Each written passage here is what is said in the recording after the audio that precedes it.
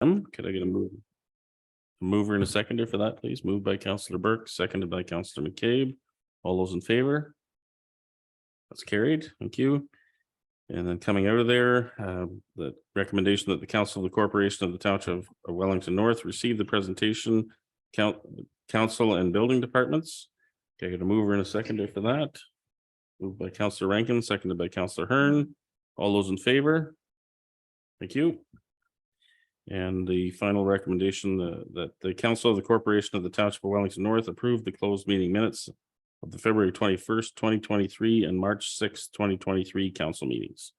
Can I get a mover and a seconder for that, please? Moved by Councillor Burke, seconded by Councillor McCabe. All those in favor?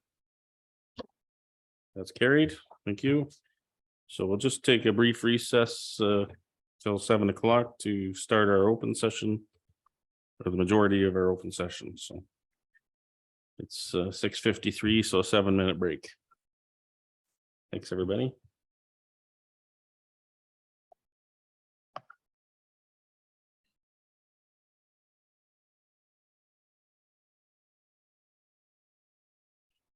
No.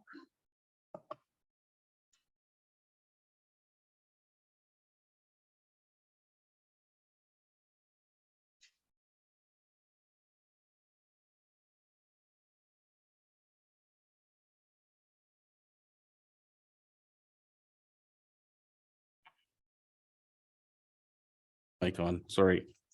So next up, we have Councillor O'Neill to give us the county council update. I can see him hiding behind Curtis over there, but if you can come and join us at the podium, Steve.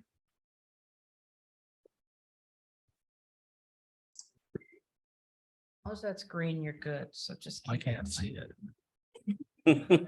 Oh, yeah, there you Okay. go. Sure. Sherry can see it better than me. So welcome, Steve, and whenever you're ready, the floor is yours. Okay, thank you. Good evening, everyone. I see that you're on budget still this evening, and I shall be brief so you can get to the important stuff. At last week's Roads Committee meeting, we had a presentation on automated speed enforcement. A number of municipalities are using this to try and change driver behavior with speeding, and Waterloo Region is one of them in our area. The cameras can only be used in community safety zones or school zones, and the county has nine community safety zones and 9 school zones. And the only one in Wellington North is in Sligo Road in front of the high school. And county staff is going to investigate further and bring a report back with costing and other issues to committee at a later date.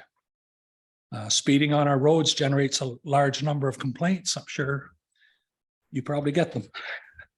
And residents can go to wellington.ca and use the speed concern form, and that alerts county staff and the OPP about speeding issues on the county roads. Spring is around the corner, although it doesn't look like it today maybe, but it means leaf and yard waste cleanup begins next month. And I encourage you to install the Recycle Coach app on your phone or tablet. Reminds you when your solid waste pickup dates are, and it can also send you a notice if pickups are delayed. In the last couple of weeks, we had delays in Erin, Guelph, Aramasa, and Puslinch. Guelph, Aramasa had some of the waste management trucks go off the road. It was quite slippery that day. So they pulled the trucks that day, and if residents had the app on their phone or tablet, they would have gotten an alert to tell them when it was going to be picked up again on the Saturday. Guelph Wellington Paramedic Service has seen an increase of 8% in the number of calls in 2022 from 2021. They had over 30,000 calls. And the major problem with that is offload delays at the hospital, mostly the Guelph Hospital. In 2022, paramedics spent over 11,000 hours waiting in the hospital with patients until the staff could take over the patient's care. That obviously is a big problem. Funding has been received to hire an off-duty or an offload duty nurse at Guelph General to help relieve that backlog. They've had trouble staffing that position. And since this is the first time I've been out to county or to Township Council since the election, I want to congratulate everybody for being elected, re-elected, or acclaimed. And if anybody has questions, I'd try and give an answer. Any questions for Steve? I would just add a couple of points of clarification to Councillor O'Neill's report. He mentioned the automated speed enforcement, and part of the mandate that the County Roads Committee is charged with is not only dealing with the looking into this as an option to implement on county roads, but also looking into the possibility of being kind of the countywide champion of this program and facilities that we could tap into with all the local municipalities as well. So while there is only 9 school zones and 9 community safety zones on county roads, there are some of those on municipal roads as well that could have automated speed enforcement employed on them. But we're at the beginnings of the investigation stage, and as we get closer to decision whether to implement this or not, we'll be engaging our local staff with what our needs are locally to make it work in our situation as well. So, and just also Councillor O'Neill mentioned about the speed reporting portal the county has. Just a reminder that we do have a local speed reporting process that our residents can use. It doesn't involve that portal, but it does involve contacting the OPP and also our local staff. So this is a new setup that the county has put in place since about a year ago. And so far we're seeing some very good results from that. And it's really critical that we let our OPP officers know what's happening in our community so that they can respond to it appropriately. So, Councillor McKay. I would just add, just in that vein, wanted to thank you, Councillor O'Neill, for your help with Damascus and getting some of the signs moved and traffic through that stretch into Damascus has always been a bit of a problem, and we had a pretty quick turnaround on that and got the signs changed and some of the speed changed as well. So just wanted to thank you for that. And a lot of the residents use the OPP portal as well. And I think that was fairly noticeable from the OPP as well as the Roads Committee for County.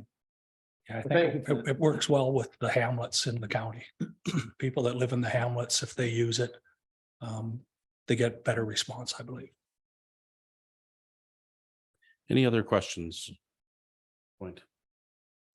Thanks again, Councillor O'Neill, for coming and sharing that with us. Very good. Good luck with the press. Okay, so our next item on our agenda is to recess, move into a public meeting for planning purposes. And I have a recommendation here that the Council of the Corporation of the Township of Wellington North recess the March 20th, 2023 regular meeting of council at 7:07 p.m. for the purpose of holding a public meeting under the Planning Act, and this is for Marion Reynolds minor variance. Can I get a mover and a seconder for that, please? Moved by Councillor Hearn, seconded by Councillor Burke. All those in favor? That's carried. We're recessed from our council meeting. We'll come back to that after we finish our public meeting. So I'll call the public meeting to order. So I guess this isn't really a public meeting, it's a committee of adjustment. I better get my terminology straight. I'll call the committee of adjustment meeting to order and ask if there's any disclosure of pecuniary interest in anything on this agenda. This is for application A01/23 for Marion Reynolds. I have none to declare. Councillor Burke? No. Councillor McKay? I have none. Councillor Hearn? No. And Councillor Rankin? None. Okay, thank you. So we'll deal with the minutes of the previous committee of adjustment meeting of March 6th, application A24/22. And the recommendation reads that the committee of adjustment meeting minutes of March 6, 2023, application A24/22 be adopted as presented. Can I get a mover and a seconder for that, please? Moved by Councillor McCabe, seconded by Councillor Rankin. Any questions on those minutes? All those in favor? That's carried. Thank you. So we have our application for this evening is A01/23 for Marion Reynolds. Location of the subject property is described as North Part Lot 24, Concession 6, and is municipally known as 8736 Concession 6 South. The property is approximately 4 hectares in size, and location of the property is shown on the map in your agenda package. Purpose and effect of the application is to provide relief from section 6.29.2C of the zoning bylaw, which states that an additional dwelling unit shall be located in an accessory structure. The applicant is proposing to construct a standalone 1,668 square foot residential dwelling. Proposed dwelling is required to meet all other accessory structure provisions of section 6.1. Other variances may be considered where deemed appropriate. How was notice given for this public meeting? Notices were mailed to property owners within 60 meters of the property and mailed to the applicable agencies. Signage was posted on the property on March 2nd, 2023. Thank you. Curtis, if you could give us the report on this one, please.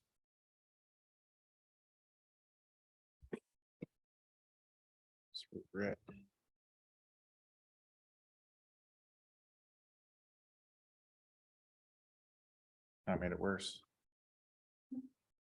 It's red now. Yeah.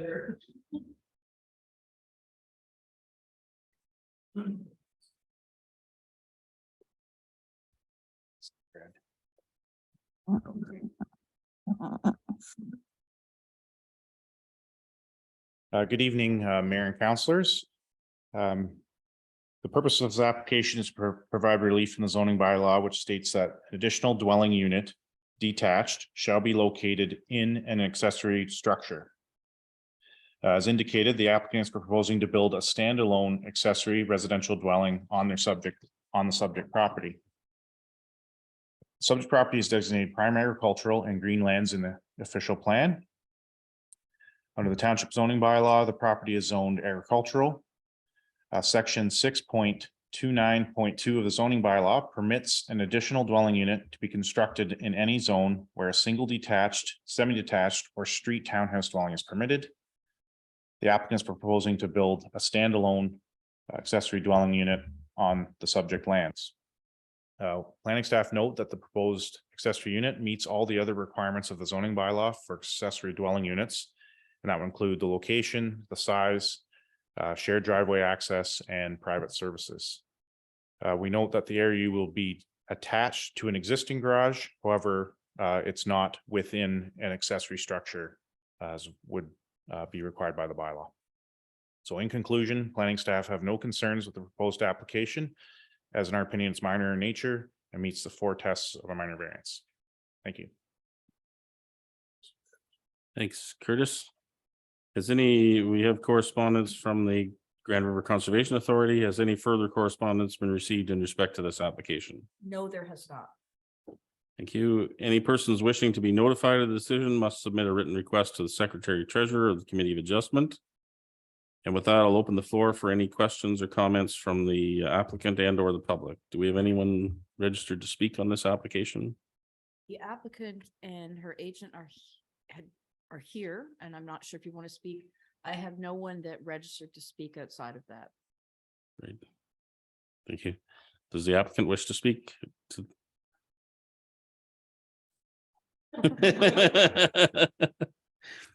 Okay, well, then with that, we'll open questions or comments from committee members. Councillor McCabe. I just have one, and it's not anything to hold up your application. It was just more for Curtis. What's the minimum acreage that you can do this on? Just for curiosity. Sorry. Thanks through the mayor to the councillor. So there isn't a minimum size per se. You in the zoning bylaw in the agricultural zone, you are permitted an accessory residential unit either in the dwelling or in an accessory dwelling. However, things like which maybe Darren could speak more to, but in terms of the building code, to have adequate room for a septic and well, so you would need sufficient area to provide that. Thank you. Any other questions or comments? Okay, we'll move to the decision then. And the decision will read as follows: that the minor variance applied for in application A01/22 for the property described as part lot 24, concession 6. I believe it should be south, even though that's not how it reads here. Geographic Township of Arthur with a civic address of 8736 concession 6 south, provide the following relief. Number one, that a standalone additional dwelling unit detached be permitted, whereas the bylaw requires an additional dwelling unit detached to be located in an accessory structure. All those in favor? That's approved. Thank you, everyone. We'll move to adjournment now. So that's approved. And the building official staff will keep you up to date on the next steps in the process. Okay, we'll move to adjourn the Committee of Adjustment, and the recommendation is that the Committee of Adjustment meeting of March 20th, 2023 be adjourned at 7:14 p.m. Okay, a mover and a seconder for that, please. Moved by Councillor Hearn, seconded by Councillor Rankin. All those in favor? That's carried. Thank you. So we're adjourned from the Committee of Adjustment. We'll go back to our regular council meeting agenda. And we'll resume that with the recommendation here, that the Council of the Corporation of the Township of Wellington North resume the March 20th, 2023 regular meeting of council at 7:15 p.m. You get a mover and a seconder, moved by Councillor McCabe, seconded by Councillor Burke. All those in favor? That's carried. So we're back into our regular council meeting. And I'm, with council's indulgence, I'm going to flip the next couple of items on our agenda and allow our members here on for the deputation to go first and not have to wait through the budget presentation if they don't wish to. You're welcome to stay. A red light.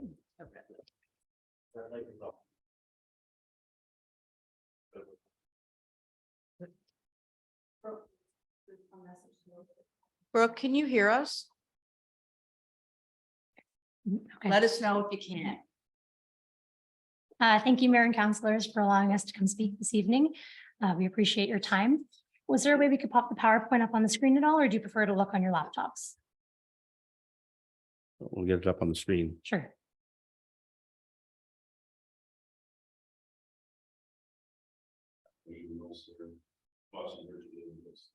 Perfect.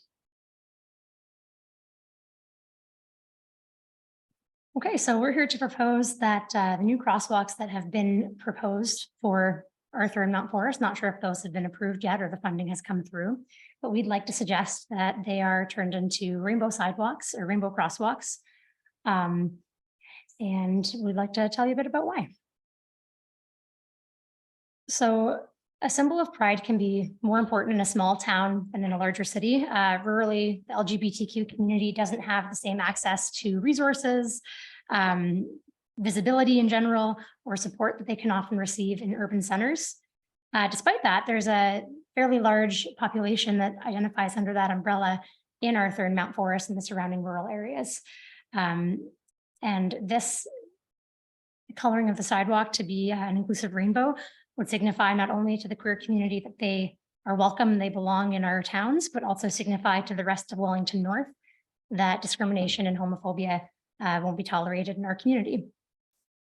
And a bit of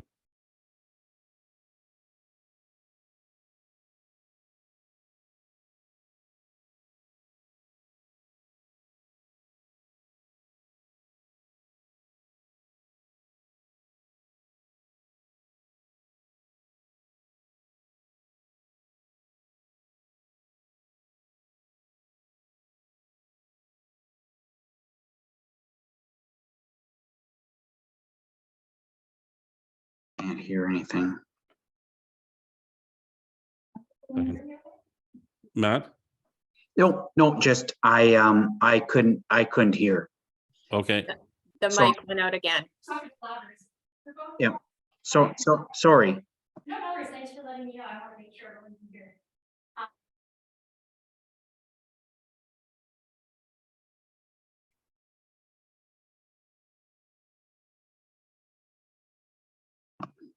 I don't think that's working. Thanks, Matt. We'll get another mic here. Thank you so much. Is that better? I can hear you now. Yes. Okay, wonderful. Thanks. And for myself, I was raised in Arthur, went to high school in Mount Forest, so I'm from the area. And even when I was in high school, there was not a single out person in my school.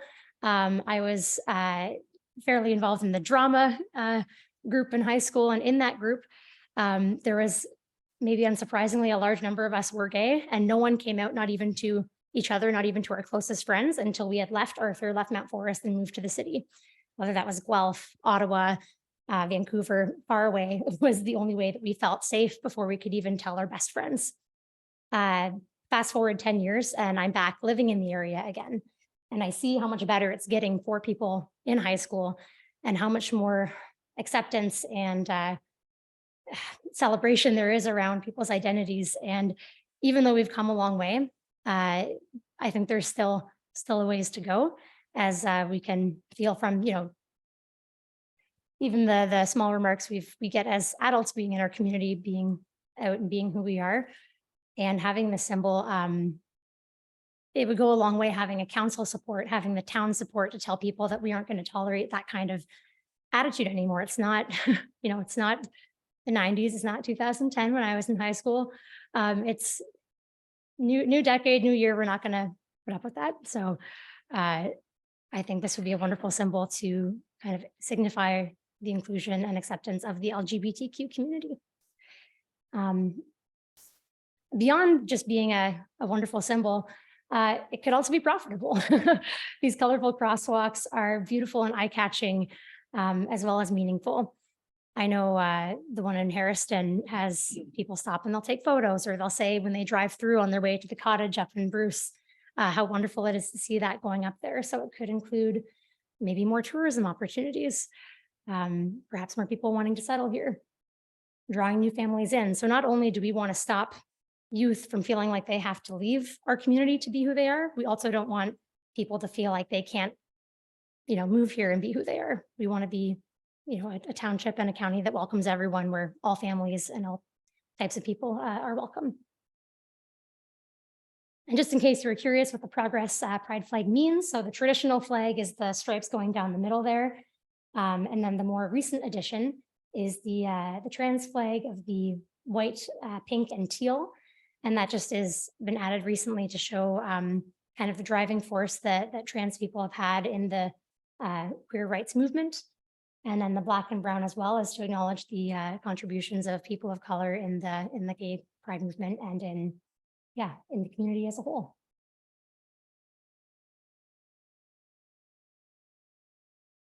So what other Ontario towns would Wellington North be joining if we did decide to make this a reality? And this is just pulled from the last couple of years. There are dozens across the province in rural communities, and of course, most cities have them as well. So Owen Sound on a county road costs about $7,000 to install that one there. Collingwood, it's on a town road as well, installed in 2021. This one was $15,000. We think this one costs more because of the paint they used, where they actually painted the whole flag. You can see Dundalk. That one's a town road as well, installed in 2021, $15,000 for that one there. Orangeville, this one's located on Broadway, right there, Main Street. And that one they had two of them. It was $6,000 each. So I think the price went down because they installed multiple, like we were hoping that Arthur and Mount Forest will do as well. Harrison, hello neighbor. This one was a county road and cost $7,000 for the color palette. And this was for a sidewalk or a crosswalk that was already approved and was going in. And then we made the proposal for the color palette to be added onto that. So I know that these costs seem extreme for what is essentially a bit of colorful paint, but I think the impact they would have is fairly significant. And as you can see, they've been on town roads, on county roads. I know that it can be complicated sometimes to work between townships and the county to get certain things done, but it's certainly possible if enough people are keen on working together to make it happen. So in conclusion, thank you for hearing our proposal. We hope you'll consider us, and I'd be happy to take any questions that any of council has or public. I guess we're the only public left. But hello. Thanks, Rosie. Any questions from council at this point? Councillor McCabe. Thanks for your presentation and thanks for coming as well. You're obviously looking to do it this year, like as soon as possible kind of a deal? Or? Well, it depends. When we don't know much about the crosswalks that have been proposed and where they're at, and that's the stage of planning. If they are going in this year, it would make sense to do them this year. Okay. and then can I continue? Go ahead. I think Dale's on there. Dale Small, is he kicking around? Dale's there, yes. Dale, I guess this would be for you. Could we, would this be funded through grants, or how would we pay for this? Yeah, Councillor McCabe, I think that's something we'd have to look into, both with Matt and his team in terms of the pedestrian crossing proposal that we have. But potentially, yes, through grants as it would be another way to look at it as well. Any other questions, comments at this point? Oh, sorry, Councillor Rankin, go ahead. Thank you. Through you, Mayor Lennox. I understand the reasoning for having the crosswalks, and the only concern I have is that your group are going to be well represented in the town, but there's going to be other communities as well that have no representation. We have cultural communities, and we have racial communities and heterosexual communities, and they're not represented anyway in town as to be as to belong. And I certainly agree there should never be any discrimination, and it should not be tolerated in any community. But I'm just sort of wondering what's having to spend the extra money when there's a lot of other groups that are not represented in town as well. Thank you. Any other questions or comments? Is that a question or more of a comment? I'd be happy to respond to that if I may. Yeah, I think absolutely. If you'd like to seek more ways to represent different groups in the community, I think that's a wonderful thing, but I don't think that it needs to halt representation of any one group. In the meantime, I'd say that, yeah, this is something that many towns and cities are doing. And I think with the brown and the black stripes as well, it is also acknowledging the contributions of people of color, which we are seeing more and more newcomers to our communities as well. So that would be also representing another cultural group. Yeah. Go ahead, and Councillor Burke, I think you had your hand up too, so go ahead, Councillor Rankin. I was just going to say, I fully agree there should be a lot more education on the subject, and I think that might be a possible avenue to go, but thank you. Councillor Burke. So I just have more of a comment, and I just want to thank you for the presentation. I think it's a very interesting concept, but I would just put out some caution that it may not be able to be incorporated in the crosswalks that we're doing. But there may be alternative locations, because we would have to deal with the MTO, because those crosswalks are going across provincial highways, where some of these other ones that you've installed have been installed in other communities go across either county roads or streets. But I think it's a really interesting concept, so I'd like to sort of see what we can do with it. But just want to caution that it might not be in the location of the new crosswalks. Any other questions or comments? Councillor Hearn. First off, I want to commend you for coming. It takes a lot of courage to come and talk about these types of things. And thank you for listening about crosswalks, which is generally a pretty dry topic. My only comment, it's not a negative one. But if there are locations in town, like within the town boundaries, I would think that we would need to engage our BIAs or chambers or something like that in the discussion, as they kind of have some overall plans. That's not to say that they wouldn't agree with that or anything like that. I know at the Arthur BIA at our last meeting, the discussion came up prior to even knowing this was coming. So, but I can't answer anything about that. But I think that we should engage them in the conversation.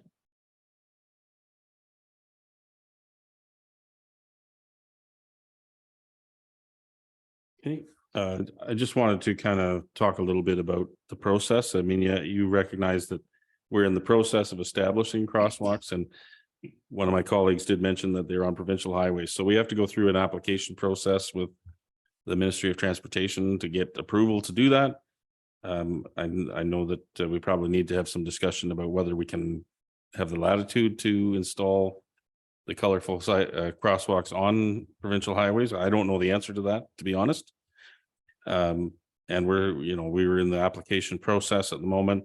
So there will be a few more steps to happen before we're actually ready to implement them. And unfortunately, we don't have any other traditional ladder style crosswalks in the community right now that we could implement this. But I think absolutely, I'm very open to finding a way to incorporate this. It's a question of, it may take us a little bit of time, I guess is all I'm saying. I'm happy to support this process, but don't want to raise expectations if we can't deliver on it in the short term. Okay. Any other final questions or comments? Okay, again, thank you for coming and sharing your presentation with us. And is there how do I put this? Is the group of people who's involved in that making this request, do you have any desire to be further involved in the process in terms of design? When we get to that stage, is there people that would like to be engaged in the process of what's painted and how it's painted and where it's painted? If that's a possibility, that would be wonderful. But if it's not, then if it's happening, we'd be just happy to cheer on from the sidelines as well. I'm just thinking, we may not be able to implement this in every location, but certainly, if there's a desire to be involved in the design side of it or the implementation, then I think we would be open to that as well. Thank you. Yeah, we'd be happy to. And I know even with Harriston, with Mintos, their Pride Committee suggested one in each of the 3 towns, and they did one in Harriston as a pilot project. So if all we receive funding for, or that is easiest to do, is on one location to start, then that's wonderful too. But ideally, it would be great to see it in both towns. Okay, stay tuned. Thank you. Thanks. I guess nobody wants to stay for the budget stuff.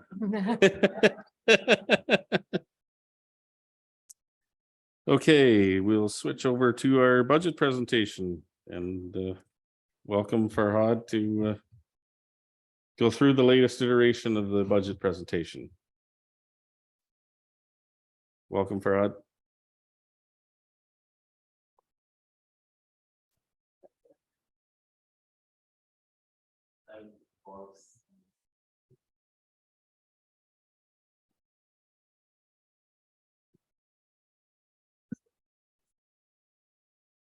Thank you.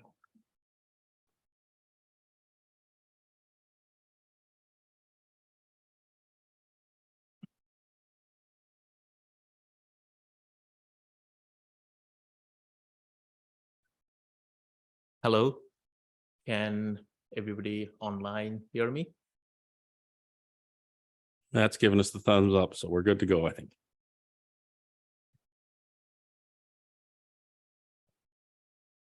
Good evening, Mayor and Member of Council. I'm pleased to be here this evening to present the draft 2023 budget as prepared by staff on behalf of the Township of Wellington North. Today marks the 3rd discussion about budget with the council. I presented the first draft on February 27th. The second discussion happened on the regular meeting of the council on March 6th. We are grateful for the direction we received from the council in the previous 2 discussions. And today we will share, based on this discussion, what the revised budget looked like. Before I get into the detail of the revised budget, I will recap what we have discussed so far, what are the direction we have received. Next slide, please.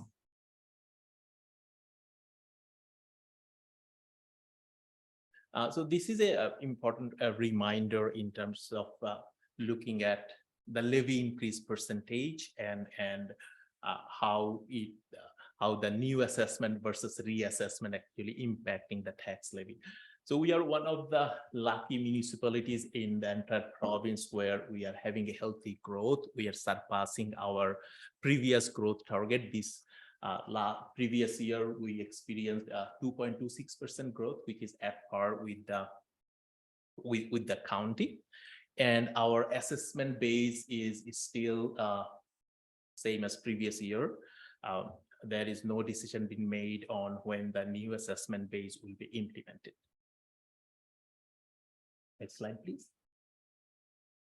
So I'll take a little bit of time in here. This summarizes the two options we presented in the first deliberation of the budget on February 27th. Option was business as usual on service level with cost adjustment for documented inflationary pressure. Option 1 had a tax levy increase of $570,000, leading to an overall tax increase of 7.08%. Out of this 573,000, around 182,000 comes from growth, which is around 2.26% I just mentioned. As a result, existing taxpayers share around 390,000 or 4.82% of the increased levy. Alternatively, around $71 tax levy increase for a typical residential household. To put this $71.08 increase in perspective, let's compare it to the overall tax bill of the typical residential single family dwelling. A typical residential household pays around $3,400 property tax. And out of this $3,400, township portion was $1,277 last year. So with the $71 increase, the option 1 township portion will become $1,348. Then we looked into an option 2, and option 2 considered the base case with inflationary pressure plus investment on staffing. We specifically looked into 3 FTE. So option 2 included all of the option 1 and investment in 3 FTE. And that investment we considered fully funded through tax levy.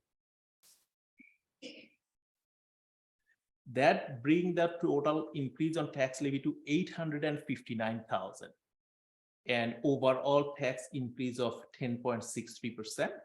If we deduct the growth, that leads to a tax increase of 8.37% on the existing taxpayer.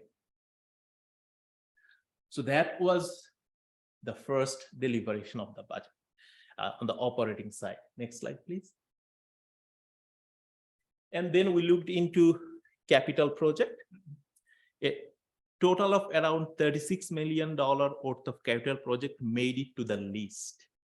And out of those $36 million, a little over $7 million was pre-approved or carry forward project, and 2.7 million was undefined timeframe or future ask. The remaining 26 million ask was included for 2023. And these 26 million included 2 big ticket items. One was the phase 2 of the Arthur wastewater treatment plant and the Mount Forest pool decision. Next slide, please. So that was the recap of what we have discussed in the 2 previous deliberation of the budget. Now we got 3 very specific direction from council in terms of tax levy. We got an idea where it needed to be. We got direction on capital project. We wanted fewer capital projects, so we removed some. And then we got some direction into the staffing investment and how to fund that, keeping in mind that the tax levy increase is still tolerable and affordable. Next slide, please. One thing council discussed and staff brought into different option, that was the amount for the school funding. And previously we shared three options with different contribution for fundraising and taxpayer contribution. And option 3 was most discussed. And previously we showed taxpayer contribution on option 3 on a 4-year plan basis. Today we are bringing another iteration of option 3 instead of 4-year. How does it look if we extend it into 8 years? Remaining of the slide shows some of the corporation-wide cost pressure and what is the overall status in the province in terms of inflation and how things are on the construction or capital project side of things. So next few slides, we will quantify how these three directions help us in revising the first draft of the budget. Before we get into just a disclaimer that in this budget, we didn't consider any COVID impact and we have pretty much the actual number for levy transfer to conservation authorities. So starting with the number one direction, fewer capital project. We removed 3 specific projects from consideration for this year, and 2 is related to the fleet. 2 pickup truck was removed, around 100,000, and the Arthur wastewater treatment plant was removed for future consideration. So in this budget, it is in the list, but no money asked for the project. Moving on to the next direction, the direction was incorporate some of the FTE. So we looked into what was the most pressing need and decided to go ahead with 2 FTE instead of 3. And we also considered 100% tax levy supported versus a combination of tax levy and reserve, and which one gives us the number which leads to an affordable tax rate around inflation. So you will see on the bottom, there are 5 alternatives we considered to fund a $238,000 investment on new staffing. And we chose a middle ground, 65% funding for this $238,000 through reserve and 35% funding through tax levy this year. Next slide, please.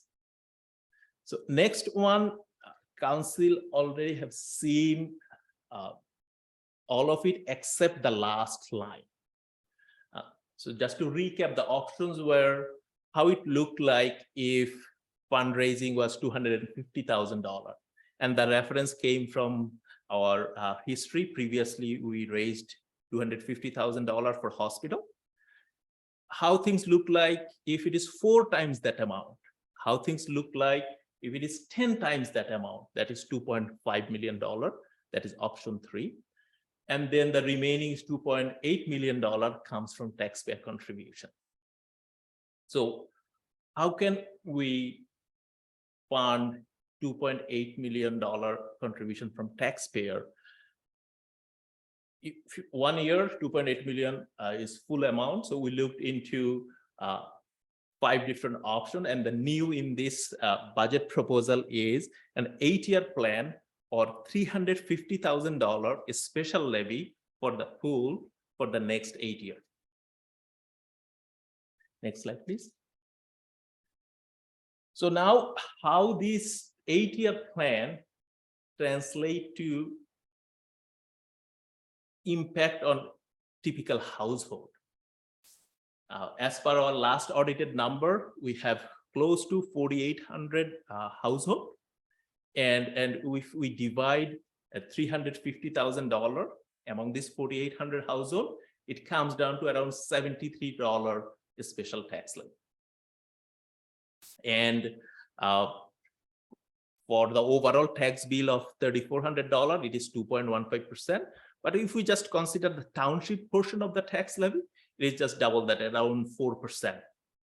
This $73 tax levy is around 4% of township's tax levy.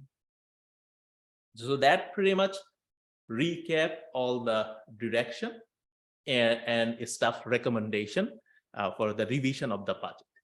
Next, we will move into the recapping how the revised number actually look like for the operating budget and the capital budget.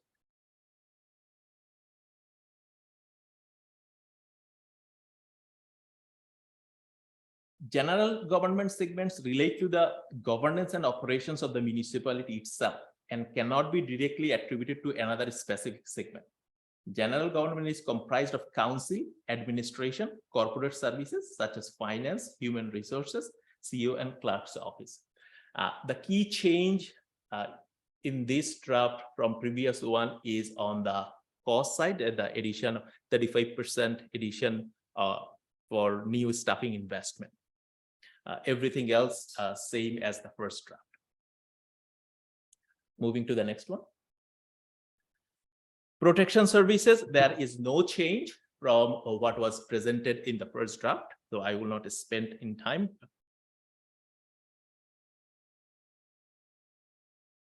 Same goes for the next one, roads. In terms of operating budget, there is not much change, but budget amount varied a little bit because the roads contribution to capital was reduced by the removal of two pickup truck. Moving to the next one, health services and recreation and cultural services. The health services, mainly the cemetery, there is no changes. In terms of recreation and cultural services, one of the FTE investment thought was will directly contribute to recreation. So recreation budget increased by around 35% of the FTE cost. So that's the change from the first draft. And lastly, for planning and development, there is no change from the initial draft presented. Next slide, please. So now bringing it all together, this revised first option is very similar to the original first option. Original was 7.08%. After using the reserve to offset some of the staffing cost, this is 7.13%.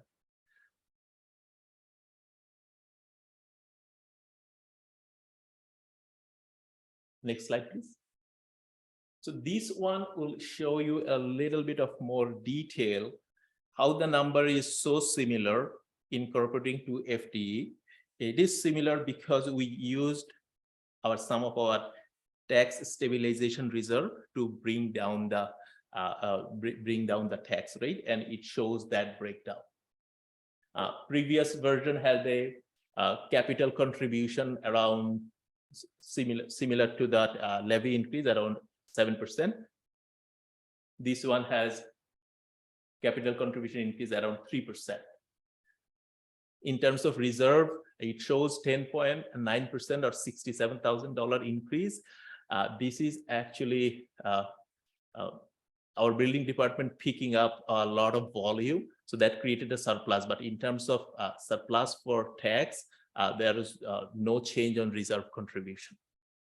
Rather, around $155,000 revenue draw from overall contribution. Next slide, please. So this just break down what I just talked about in the previous slide in a more specific department to department wise, and shows, for example, in 2022, our net transfer to reserve from tax funded was 581,000, and this year we are proposing 494,000. If we take out the CBO part of the reserve, because that's very special, we cannot touch that. That's only can be used for when there are less activity on the CBO department to fund those type of things. The shortfall of 155,000 is exactly fund that to FTE investment. Now, Next slide, please. Now putting it together, what it looks like in terms of levy increase and where is the money going. As with previous year, the two biggest spending bucket for the township is roads and recreation. Roads contribute around 45% of our spending and recreation around 22%.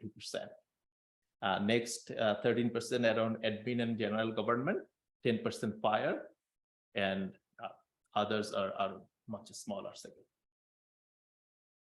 So taking this number and plugging it into our tax rate and impact on a typical household, which is valued around 270,000, what's the tax rate look like? Next slide, please. Next slide.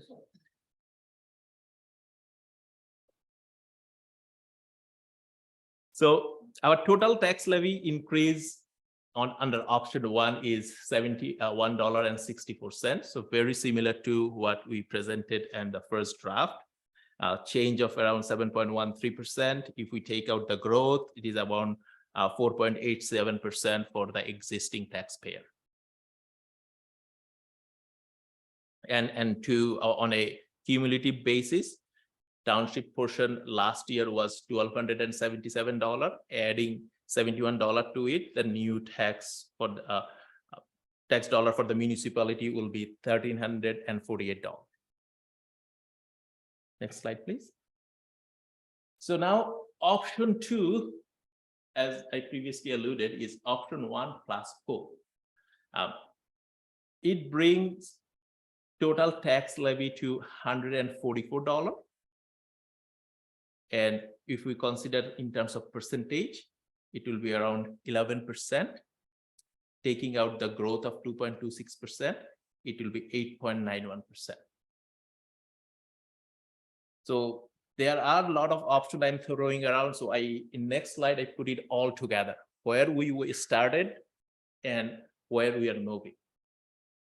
The option 1 and option 2, we presented previously on the February 27th deliberation and discussed further on March 6th.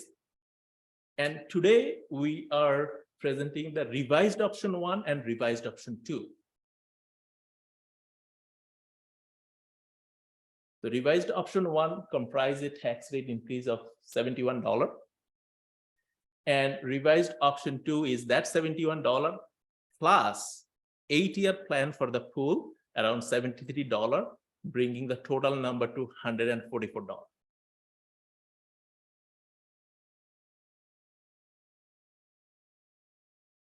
Moving to the next one, it just shows where the money goes. Majority goes to the county, followed by the township, and then the rest is to Conservation Authority and the school board. So that pretty much concludes the summary of our operating budget.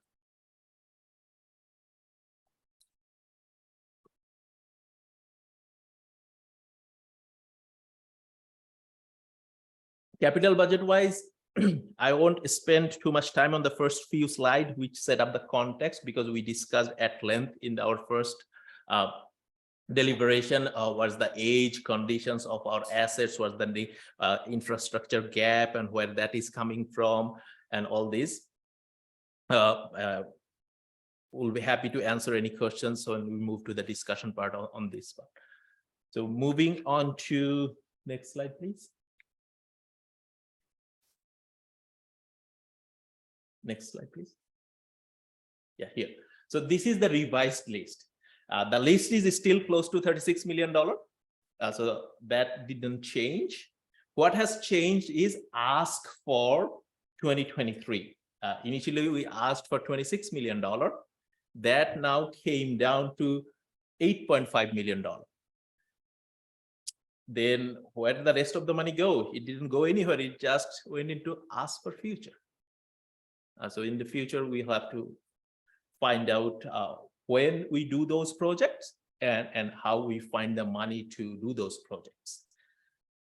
And details of these is in the appendix 2, which details the full list of capital project and their funding source, whether they're coming from provincial grant, federal grant, tax levy, user fees, reserve or reserve fund.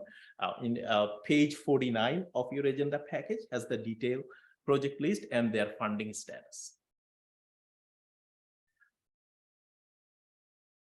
Moving to the next slide.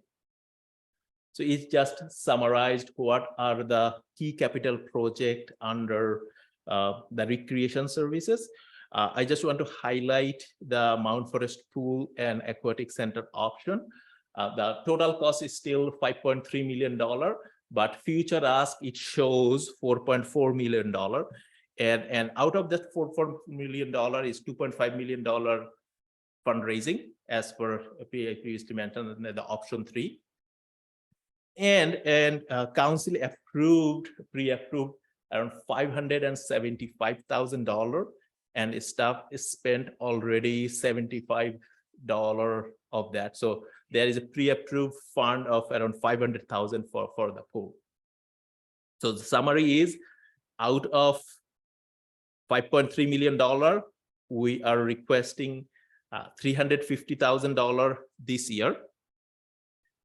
We have pre-approved of around $500,000, and that left remain ask for future is around $4.4 million. And out of this $4.4 million, $2.5 million is community fundraising target. Moving to the next slide.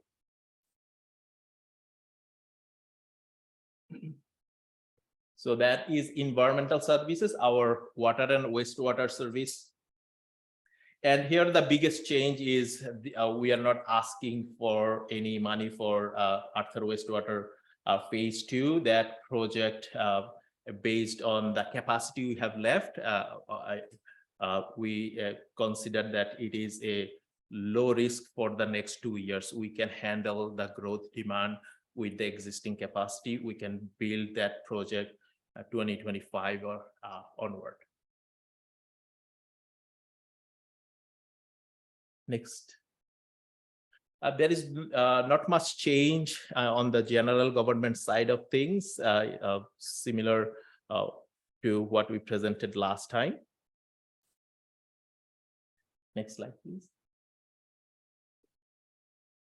Same here, now not much of change, actually exactly the same as the first draft for the protection services.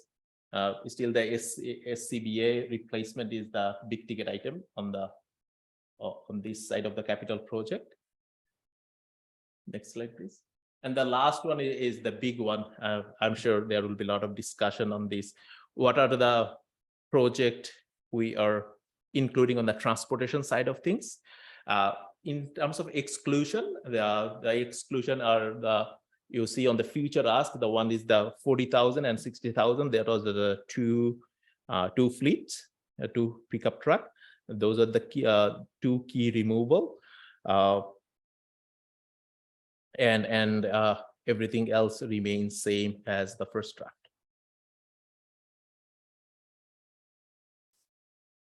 Moving to the next slide, it shows the remaining projects under the capital project and the transportation services. Next slide, please. And next slide summarize the one capital project we are doing for the cemetery, the colubrium installation for the Mount Forest Cemetery. And now putting it all together, how this revised capital project ask fits in the context of, let's say, last 3 years. It is very consistent, lower than our 2020, a little higher than last year. Last year, council approved around $15.1 million worth of capital project. This year, we are asking for $16.2 million worth of capital project. And majority of the things come from the roads, followed by water and wastewater. So where the money will come from? Next slide, please. So money will come from our revenue, that is the levy transfer for capital project, both from user fees and tax levy, and then from grants, development charges, developer contributions, gas tax, and OCIF. I did not include the last and unfunded project because that will make the numbers look abnormally high. Because if you see the previous slide, the unfunded part of our next 10 years project is quite big number. So that's, I did not add. So overall, we have funding available for $17.8 million, and we are proposing a project for around $16.2 million. So there is a little bit of well over $1 million gap between what funding available and what we are proposing for capital project. This will act as a buffer or contingency because some of these cost estimate we received, there is a time lag, and on the capital side of things, inflationary pressure is very high. Last year was 15.6% inflationary pressure on construction material. And this year, the trend is unfolding slower pace, but is still higher, high single digit. So we kept some funding unallocated just to absorb those contingencies.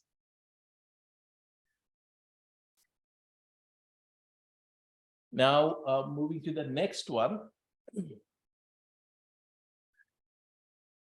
So detailed report on this can be found on the page 51 of your agenda package. And I will draw your attention to page 52 and 53. And Mayor Lennox shared this visual, and I really liked it. And it shows how actually the reserve works and how can we use reserve when we need it. So if you look at, consider it is our water tower, and the water goes into the tower from 3 different sources. It can comes from taxation, it can comes from user fees, or it can be some of our grant like OCIF or some other intergovernmental or senior government transfers. So that's how money goes into reserve. Then it goes out for capital spending for very specific project it was created and all these type of things. So out of our $20.6 million, you will see $7.7 million is for water and wastewater. So that's the user fee reserve from the last line on there. And around $5.7 million is legislated obligatory reserve. So that is the first 2 items, development charges and other reserve funds, which are gas tax and park in lieu. So out of the $20.6 million, $13.4 million cannot be touched other than their designated purposes. That left tax reserve fund of $5.5 million and taxation reserve of $1.6 million. And the taxation reserve of $1.6 million, that is the contingency fund, rate stabilization fund we use. For example, this year we are using $155,000 from it to smooth out the rate. That left the taxation reserve fund of $5.5 million. Those are also spreading out and detailed on the page 53 of your agenda package. And the big ticket item under this $5.5 million is the $2.2 million that came from the land sales of the municipality. So this slide is being presented to help inform council's decision around utilization of reserves and reserve fund to facilitate this year capital program and levy setting direction. If staff can deliver the full $16.2 million capital project proposed for this year, how would the year-end reserve status will look like. We will see that in next slide. So here it shows we are starting with $20.6 million. We allocated around $6.5 million from reserve and reserve fund. We are taking out $155,000 for tax rate stability. And we are also contributing this year around $494,000. And we are anticipating that we will get around $500,000 from development charges. This number could be significantly higher. Last year, we had $1.2 million. In the conservative approach that with the high interest rate and shortage of trade people, construction might slow down a little bit. So we went back to our historical collection of development charges around $500,000. So that will bring down our reserve fund to around $15 million if we deliver the full $16.2 million worth of capital project this year. That pretty much conclude the summary of both capital budget and operating budget. Next, staff is looking for council direction, obviously. And first direction is we have two revised options, revised option 1 and revised option 2. In our revised option 1, pretty much we have a very good understanding, very good direction. But on the revised option 2, that is option 1 plus the amount for a school, and staff is recommending 8-year plan, but we certainly could use some direction that is this an acceptable 8-year plan is an acceptable way to go forward, or what, or is there any a different way to approach this? Next direction comes in terms of, is there any other capital project council want to add or remove other than what modification staff already made? And finally, the utilization of reserve fund. Is it acceptable to move from $20.6 million to $15 million? Whether council comfortable about that? With that, I'll pause and happy to answer any question.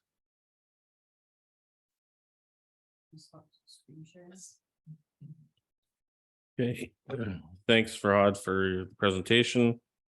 I'm sure there's lots of questions and discussion for this topic.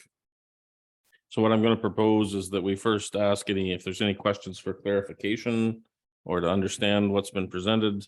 We'll do those first, and then we'll come back to a more robust discussion about what the budget should look like after that. So first I'll go around and see if anybody's got any questions for clarification at this point.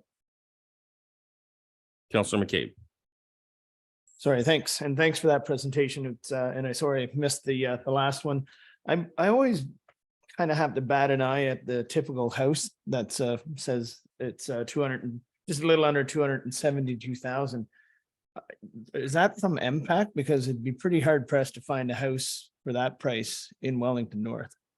So through you, Mr. Mayor, to Councillor McCabe. So that's the big question. We are on the 7th year of a 4-year plan. So the assessment value is at 273,000. I want to buy more of those houses. But those are 2016 value. Those that's not changing. So that's what I meant, that our assessment value remains same as last year, and last year was same as 2016. Right, and that'll go forward till 2025. Is that right? So there are from the AMO, there MOFOA, there are discussion recommendation going to the Ministry of Finance. I think they are delivering their budget tomorrow. Mhm.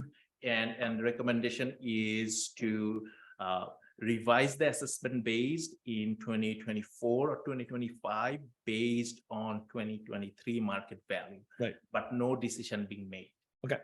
Thank you. Other questions of clarification at this point?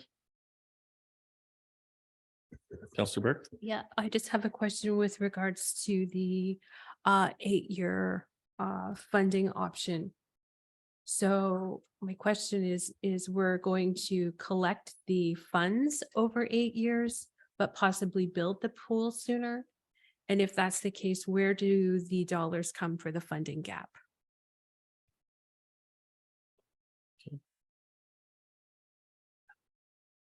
Through your Mayor Lennox to Councillor Burke. So a lot of the details need to figure out, and on our staff recommendation, we assume because council is a split, community definitely want a pool, so we assume a go decision. And based on the go decision, we want to make this year we want to put the mechanism in place when the pool will be built. What is the trigger point in terms of community fundraising? How much community can fundraise? Those questions yet to be answered. But we want to move forward and put forward this recommendation for council's consideration. Any other questions at this point? Okay, so I guess we'll need to move to discussion. I brought some Tums in case anybody has any indigestion for this part of the discussion.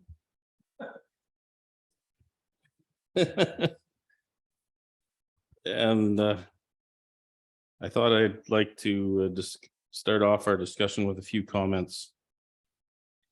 So after our last meeting, I went home and I was very discouraged. I reflected on the comments and discussion I heard, and especially on those that I didn't hear.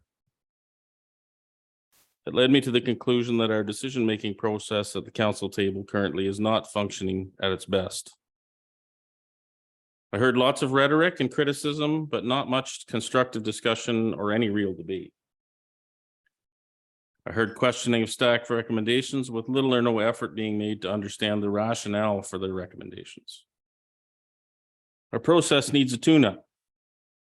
So I'm recommitting myself to doing what I can to get our decision-making process on a better track. This council term promises to be challenging, and we'll be faced with numerous important and difficult priority choices and trade-offs with long-term consequences.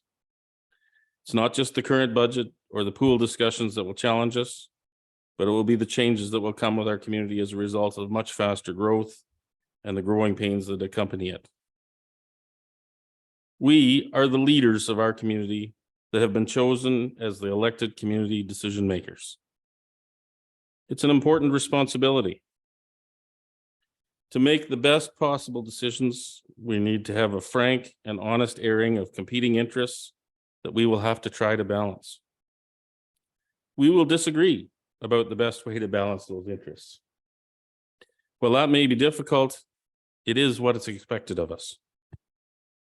It's our job to represent the diverse interests that our community members hold and find the best possible balanced outcomes.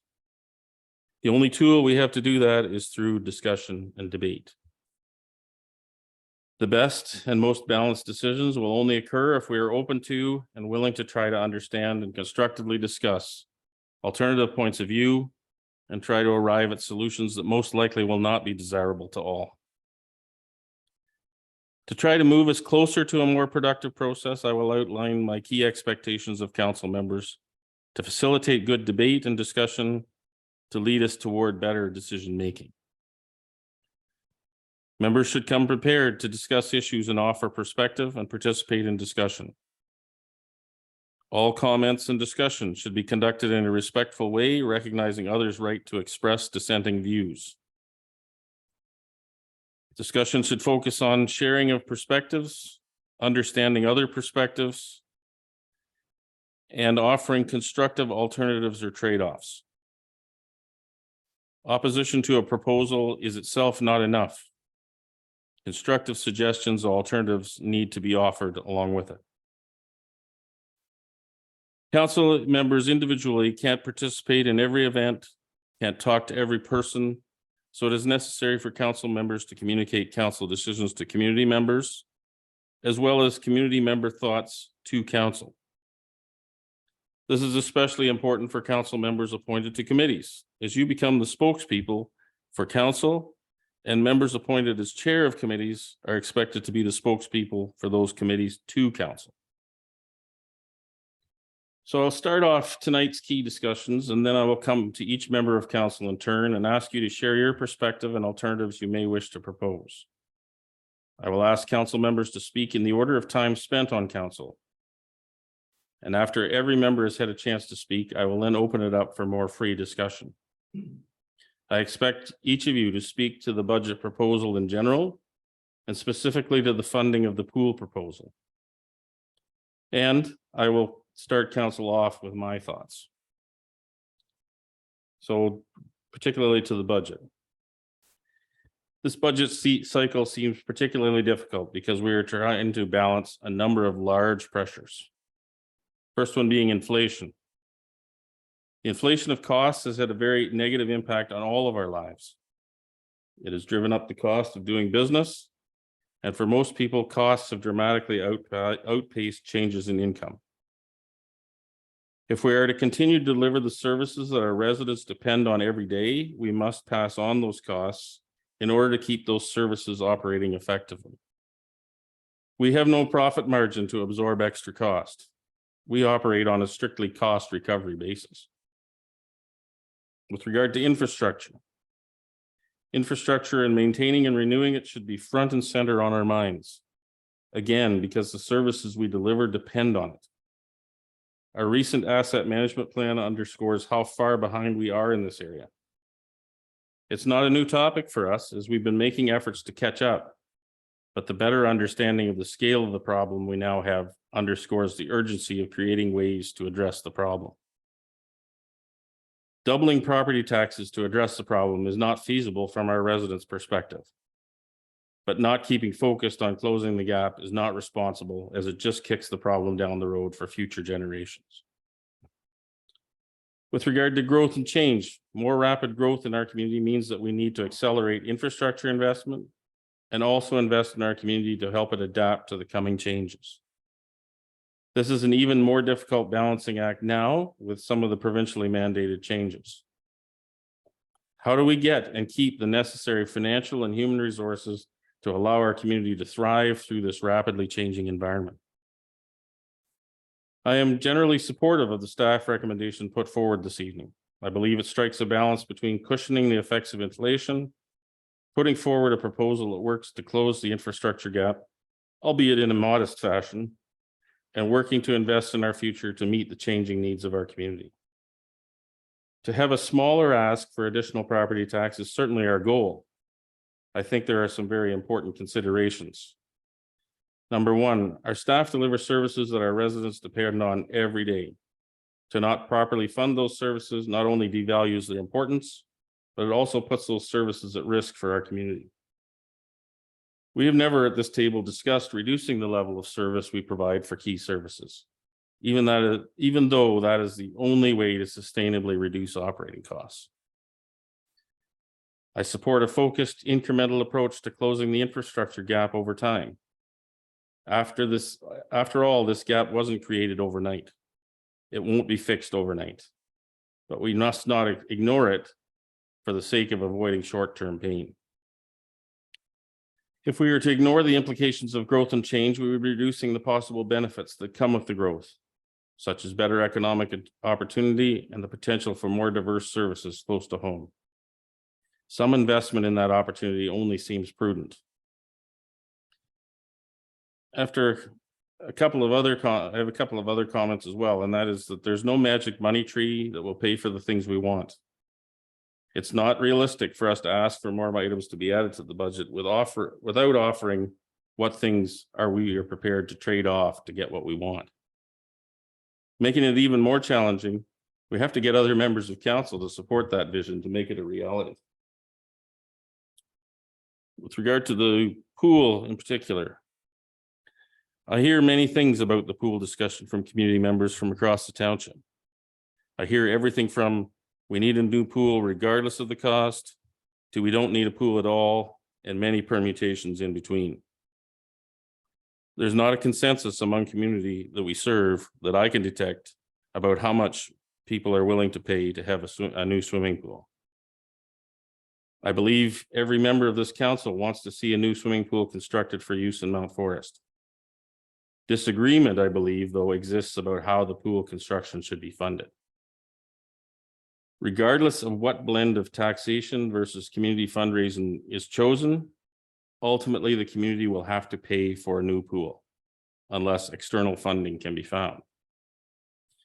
Taxation as the primary funding source has the unfortunate consequence that those least able to absorb the expense will also be asked to pay a significant amount. The rapid escalation of costs that we've seen on this project makes it seem out of proportion with the benefits the community may feel. Just to put it in perspective, a similar sort of pool was constructed in the township in about 2010 for approximately $1 million. The tax burden for funding a $5.3 million pool seems unbearable for many people in our community. Personally, I've agonized about how to reconcile these hugely divergent views. I heard some members of council talking about losing sleep, and I certainly can relate to that. Our council discussions so far has not been very helpful to me, as council members seem to be unwilling to weigh in with what they are willing to trade off to provide greater tax funding for this project. I'm inclined to support the proposal township staff have put forward that contemplates significant community fundraising with a majority funding component from taxation. If the community really feels that a pool is critical and are willing to contribute toward it significantly, then I will be willing to ask property taxpayers to pay the rest. I believe strongly, though, that we need to be straightforward about the amount of money needed for this project and what we're going to ask taxpayers for. I am prepared to support the staff recommendation proposed here. I believe it is possible to fundraise in the community for a project like this, as I see other similar communities near us fundraising even higher percentages for recreation projects in this manner. I think council will need to support the fundraising effort with things like opening up large-scale naming rights and allowing any grant opportunities to go towards the fundraising goal. I think about this in terms of community pride as well, and I think, wouldn't it be a real source of community pride not only to have a new pool, but also for community members to be able to say, we helped make it possible. That concludes my opening comments. I'll turn it over to you, Councillor Burke.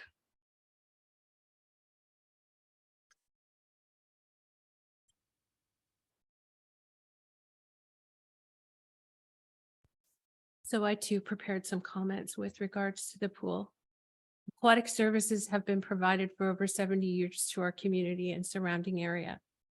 In 2021, when a difficult decision was made to close the Lion Roy Grant Pool, during these conversations, a recommendation was made to direct $200,000 to fix the pool and put into a reserve fund.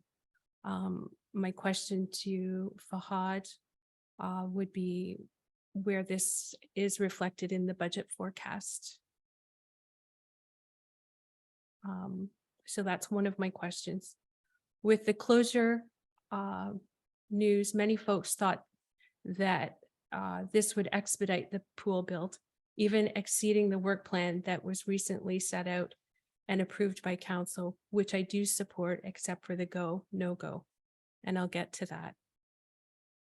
Never thinking that the pool replacement would be in jeopardy.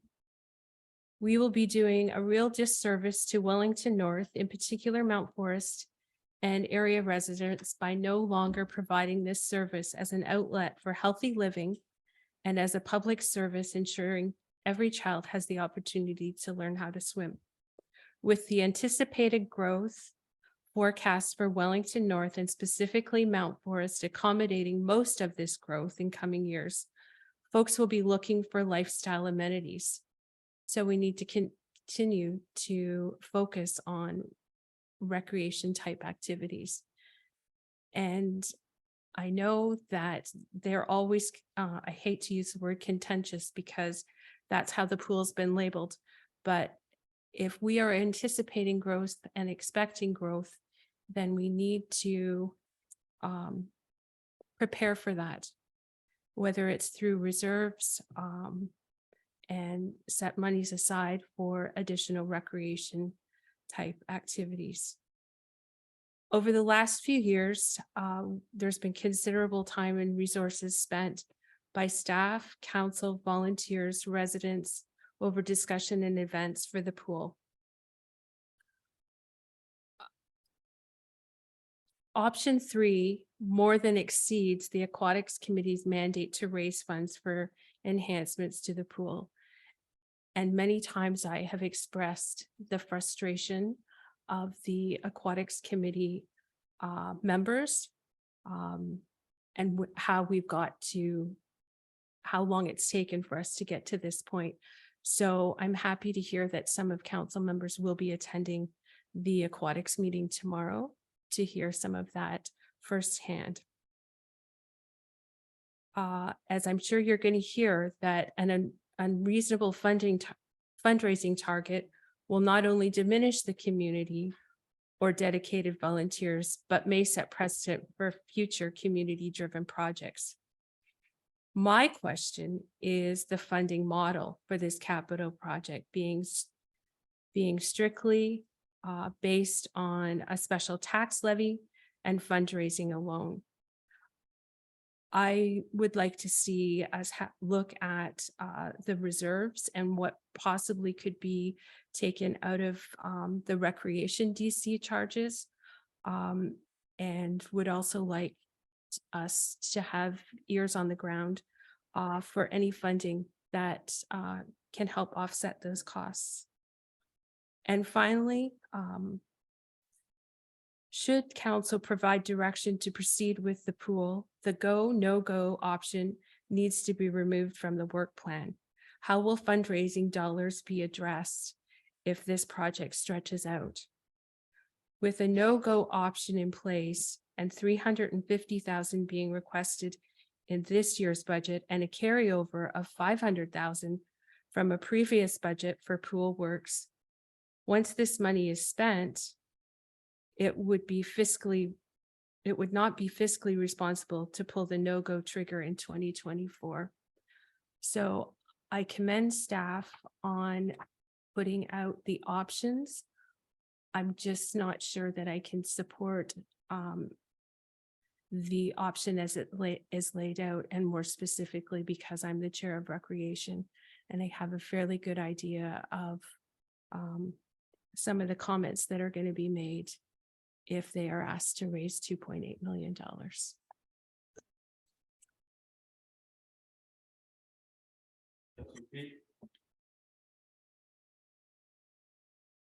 Thank you. And through you, Mayor Lennox, I think the last meeting, and I'm thankful that you were able to read out the comments that I had in my absence. So thank you for that. I think some of the comments were taken out of context as well. When I said the full price of a pool would not be a priority, it's more of a want than it's more of a want instead of a need. I still believe that's what it is. It is a want. And there's a lot of projects that should take priority over it. However, some time has passed and I am open to negotiation and to get this done because, like you said, Mayor Lennox, we haven't done a good job of this. And as chair of rec, I do look forward to going to the aquatics committee meeting tomorrow night to hear what they say, and maybe shed some light on some of the stuff that maybe they've not heard yet. There's a couple of things about the budget I'd like to see. And I don't know, Matt, if you're still on, and I hate to put you under the spotlight. And I know in your in the last iteration of the budget, there was talk about concession 4 north. And I would like to see that paved. And I know that might be already a dead issue, but I'm still going to voice my opinion on that. And I think it does need to get paved. And just, I know that just as if you could ballpark it for us, since the last pit went in, how many hours would you say of maintenance and grading, et cetera, has gone into that road? And I don't need to write down to the cent, just kind of a ballpark, Matt. Matt, if you could tackle that, that'd be great. Yep, yeah, through you, Mayor Lennox. I think we spend double the time that we do on a normal gravel road.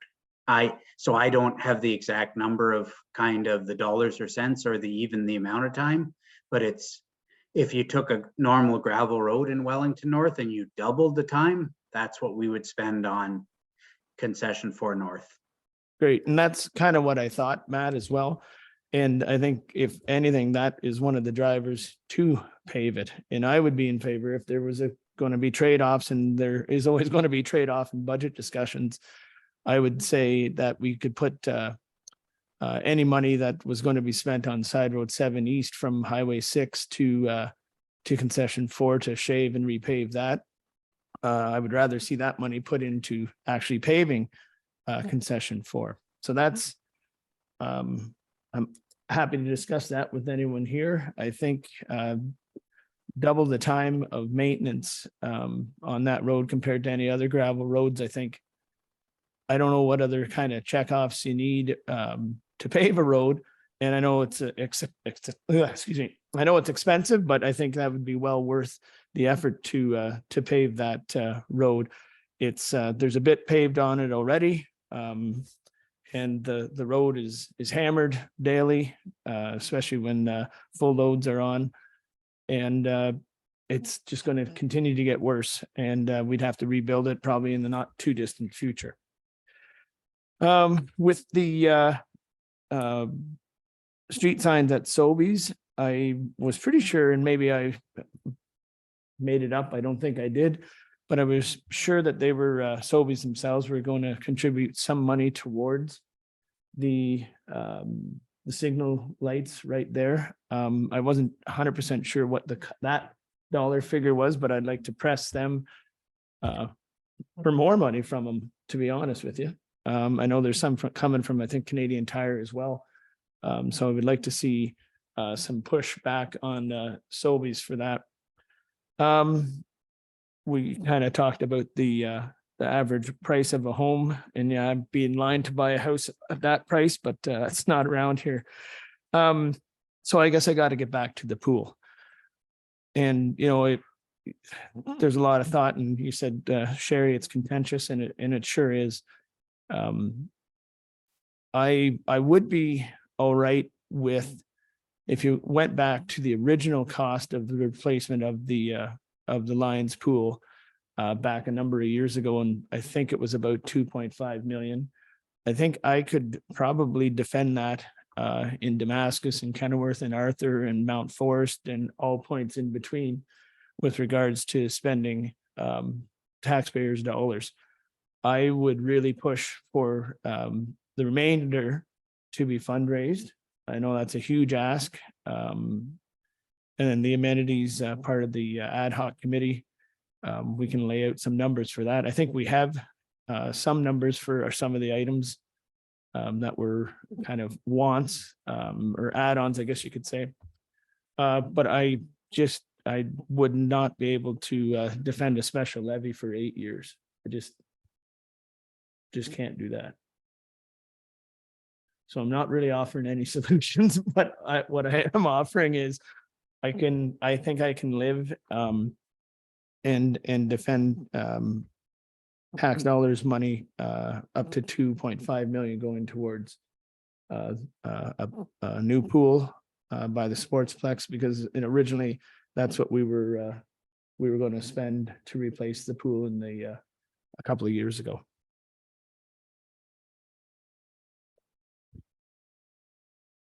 Councilor Hearn. Thank you, Mayor Lennox. I can't even read my handwriting, unfortunately. But But commenting on the budget overall, I think that staff has done a really good job on a really difficult budget. I do feel very strongly that the 2 staff should remain. I believe that that's required for growth. So I just wanted to put that out there. I do have concerns too, though I know you've had to prioritize about pulling the 2 trucks out. I just wonder if we're just passing that off for next year. But that's likely a reality of things that we need to do. Other than that, I think we've done a pretty good job on the budget. Now, getting down to the pool, which is the most contentious and biggest part of this. Yeah, we've all heard a lot of opinions, and certainly I've heard opinions for, and I've actually heard more opinions against, and it may be just where I'm located, or it's kind of irrelevant. But I have had I had someone call and say, I can't afford formula. How are you gonna, I can't afford a pool. And, when I'm grocery shopping, people are groaning right now that they can't afford things. So I'm really, really struggling with that. And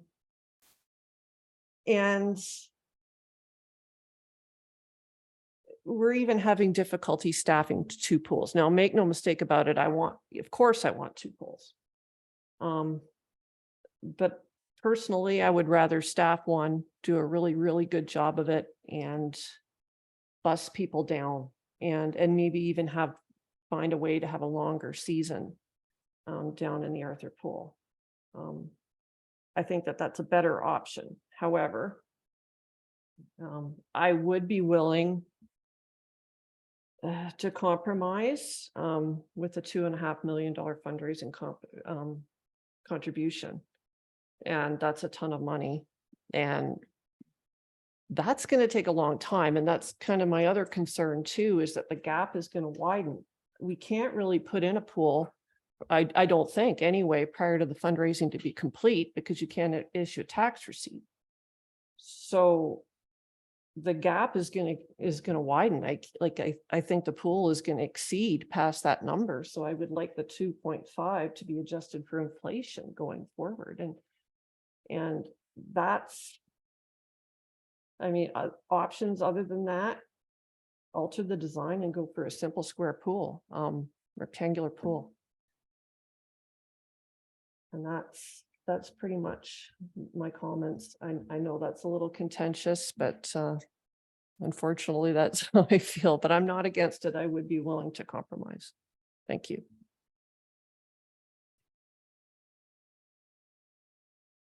Thank you. Through you, Mayor Lennox. As I'm new to council, and the budget is very new to me, but otherwise, I think from what I've heard so far, I'm pleased with the presentation of the budget and did a good job, and staff too. As far as the pool goes, I have been in favor of having a pool. I have been in favor of having an indoor pool, which I realize is more than what we can afford.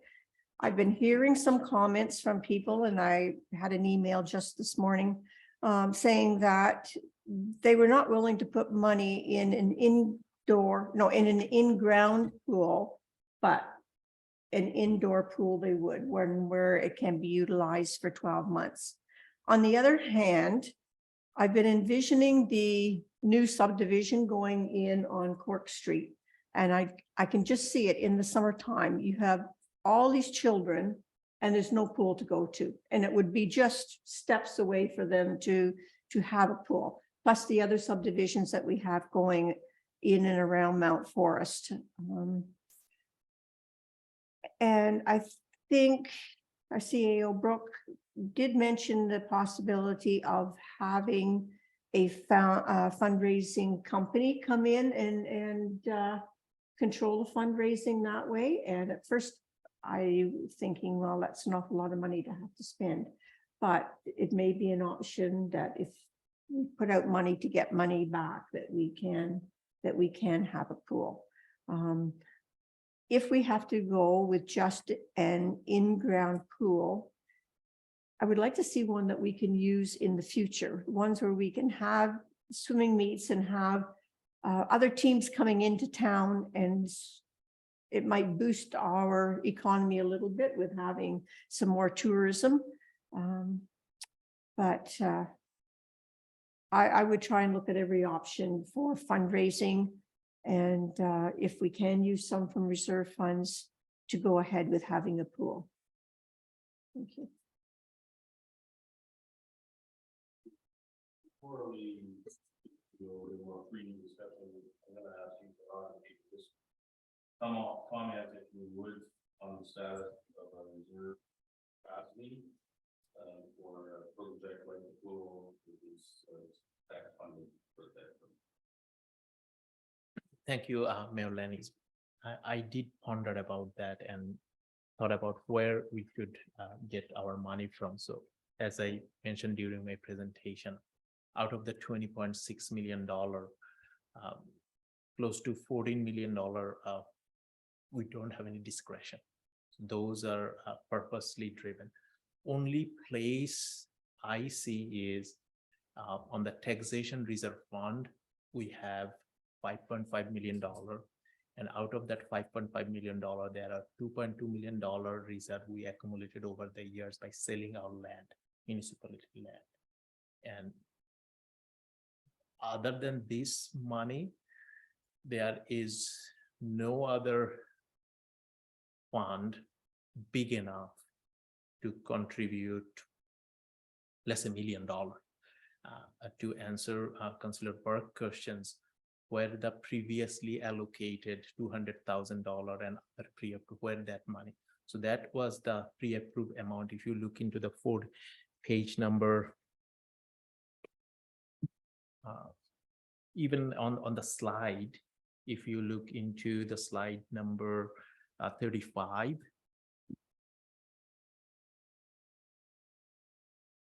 it shows the recreation funding. This one? Yeah, this one. So you see the total cost is $5.3 million, and carry forward project, that means actually the money from reserve, which is already pre-approved. So total pre-approved, including the 200,000 Councillor Burke you mentioned, was $576,000, and the staff already spent $75,000 of it last year. So left amount from reserve for this project is $501,000. So that include all the money already approved on it. So if I may, Go ahead, Councillor. so that 501,000 is pre-approved and we're asking for another 350,000 for 2023. Is that correct? That is correct. So that's almost $1 million. Well, close enough to $1 million. 850. Yeah, 850,000 that we are asking to spend on conceptual design and other works before we even put a shovel in the ground. So I guess that's where my point comes across, that if we are generally agreeable that we are going to spend that money, then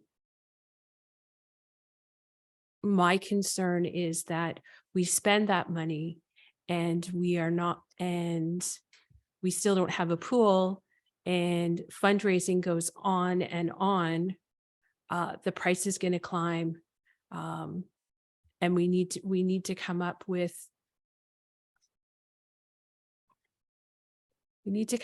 a way that when we're spending this money, that we're being responsible. And I don't think that if we're going to spend that kind of money and that there's still a trigger to not move forward, then that's being accountable for tax dollars.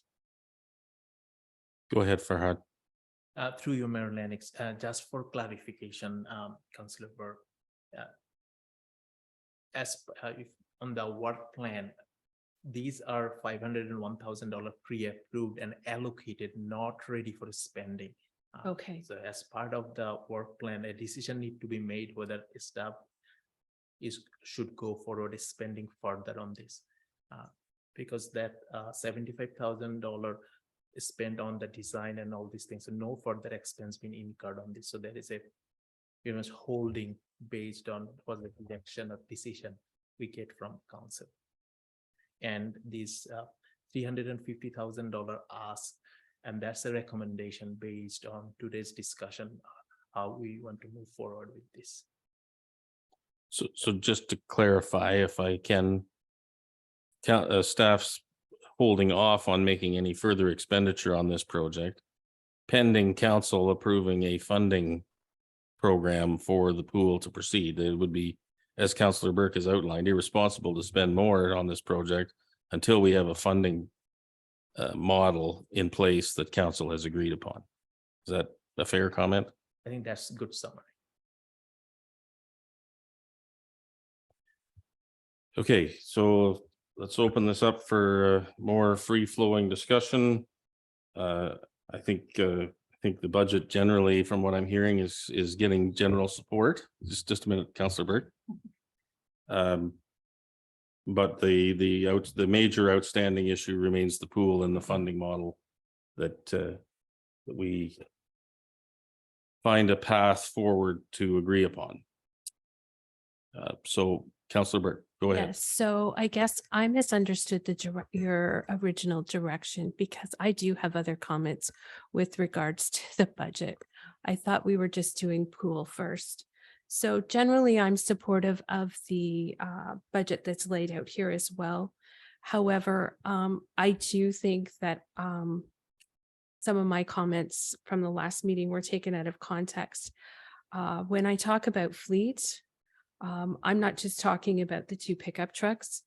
I'm talking about backhoe 275 and plow truck 360, realizing that a purchase may not or may put us a little bit further behind. I wouldn't be opposed to putting some of the allocated dollars into reserves until the fleet management policy can be reviewed. I'm also generally not supportive of taking out reserve funds when we are having trouble funding capital costs. So I'm not supportive of taking out reserve funds to offset costs for new full-time positions, and think that we should be, and this should be deferred, and that we should be focusing on our core management positions. That we know there are going to be a couple of vacancies in. Additionally, I also made the comment about the $50,000 for the design work for the new Mount Forest Fire Hall. So I made comments on that, and I think my takeaway from that was that we would further discuss sort of buildings in general when we're assessing our buildings and office space and things of that nature. So I'd like to see that removed as well until we have those discussions. And I'm not sure whether Brooke was thinking that we would do that as part of our strategic plan, but I would be supportive of that. And I also am very concerned about the number of carryover projects. It seems like every year there are greater asks. And I just think it would be a really good news story at the end of the year for our residents, for us to say, look what we have accomplished, and we've completed everything that we've asked for through when we've asked you for a increase in the tax levy. So I don't know what those projects are that could be removed. But I would like to see the carryover projects done before any new projects are considered. And I too also brought forward concession 9, and I know that we received, council members received a letter, and I wasn't able to share that with staff due to time constraints today, but I will definitely do that. And if there's an opportunity to concession 4, I'm sorry, did I say 9? Yeah. Sorry, I apologize. Concession 4 North. I've got something else on the brain. And if we could take out one of the projects to make that happen, I would be generally supportive of that as well. And that's all I have right now. Go ahead, Farhad. Through you, Mayor Lennox, just want to share some of the discussion happened among senior management team and staff on some of the point Councillor Burke you shared. I will start with the fire hall. Chris is not here today, but we did talk about why fire hall now, why we need to spend $50,000 for designing it and all these things.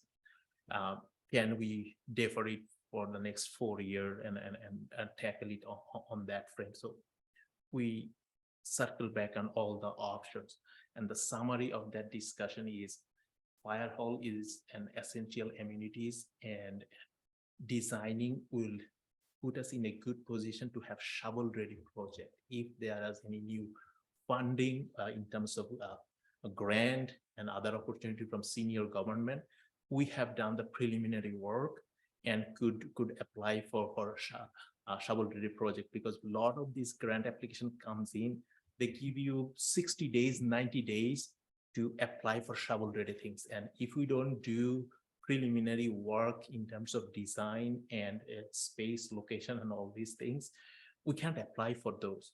So that was the thought behind this year, putting money forward for the Mount Forest Fire Hall design. Then moving to the two equipment, backhoe and plow truck. Matt and I went through each and every fleet on that list in your agenda package on page 49. And we did discuss and why we removed 2 pickup truck, but not backhoe 275 and plow truck 360. Because these two are directly related to the service level. And if we don't do it today, it will come back to us for next year in terms of higher maintenance and operating costs. So we did not remove anything that had direct service impact. Those 2 pickup truck we removed, considering it will not directly impact the service delivery. In staff's judgment, the plow truck and backhoe is a good investment on the assumption that we are delivering a business as usual service level budget.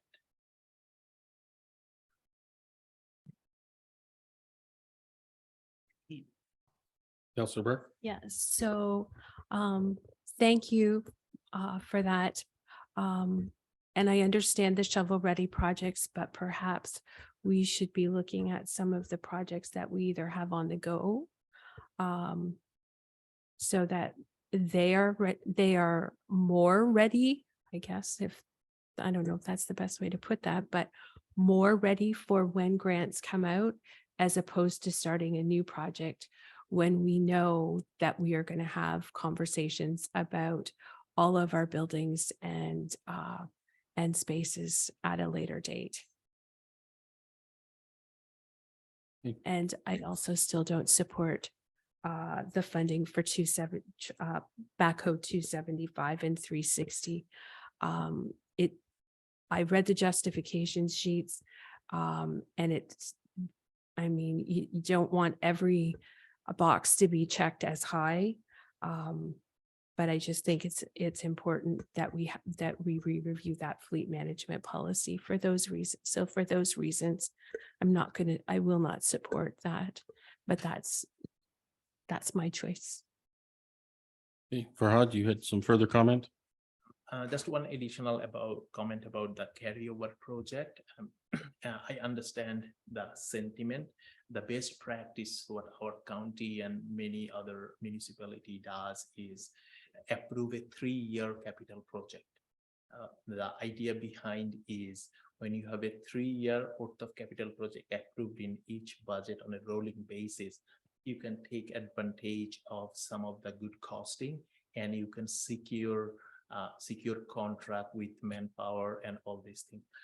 We are moving on that direction with the multi-year budgeting and the longer horizon capital planning. In the meantime, the carryover is our proxy, is the township proxy for the last couple of years to have a budget that capital project that approve, let's say 2-year worth of project going in a single year. So there is a different way of doing things. Absolutely. I don't think having a carryover project is necessarily bad things when it helps us secure contract and better pricing.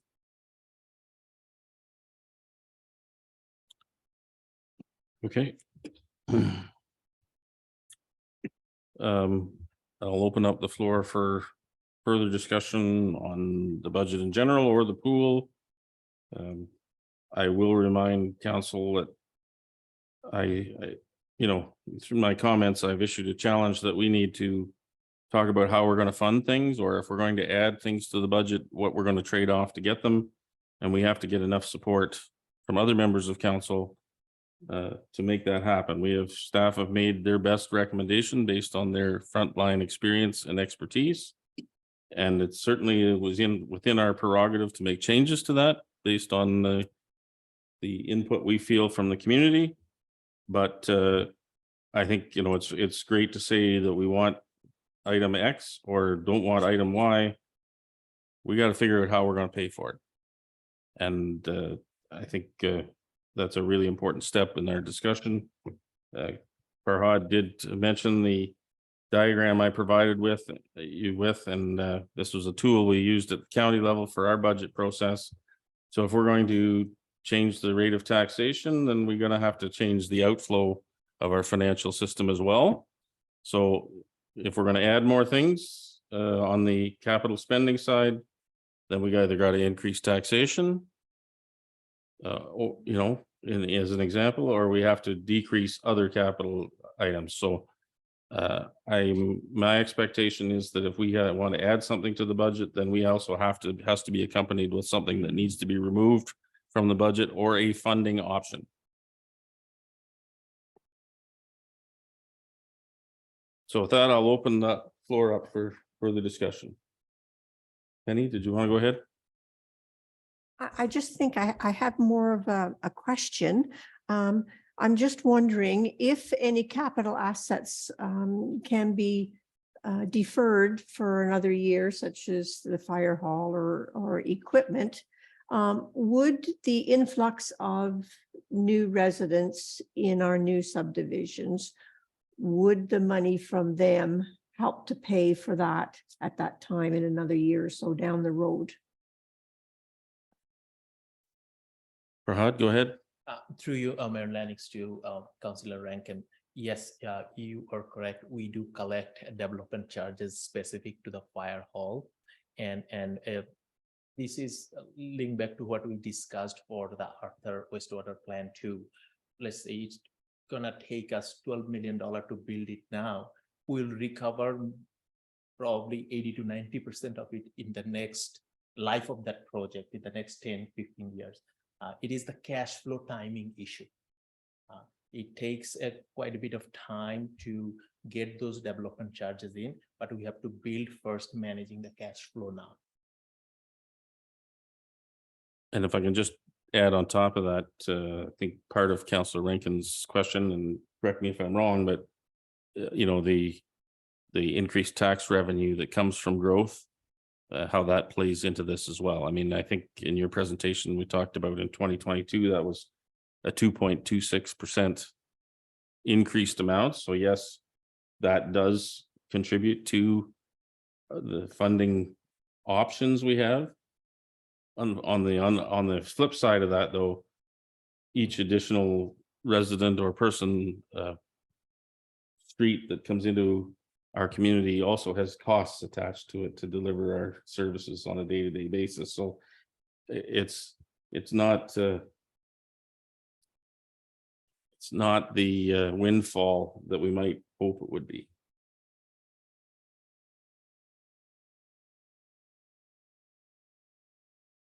Go ahead, Councillor Rankin. Thank you, Mayor Lennox. I just had another question as well about the swimming pool. I don't know whether it has been entertained or not, the idea of having the pool named after somebody that may be willing to do the labor for free. Would that help with cost? So I'm not sure whether I'm not going to ask staff to direct that one. I think if we talk about the cost of the project and fundraising, really what you're suggesting is a fundraising donation of an in-kind type of donation, which I think, without getting into the details, I think absolutely, from my perspective anyways, we're absolutely open to those types of in-kind if they can be managed within the context of the project. I would be happy to accept almost any kind of donation towards the project that anyone would like to make. It's a matter of, when you get into an in-kind donation of a scale like that, it's working out the details becomes the challenge.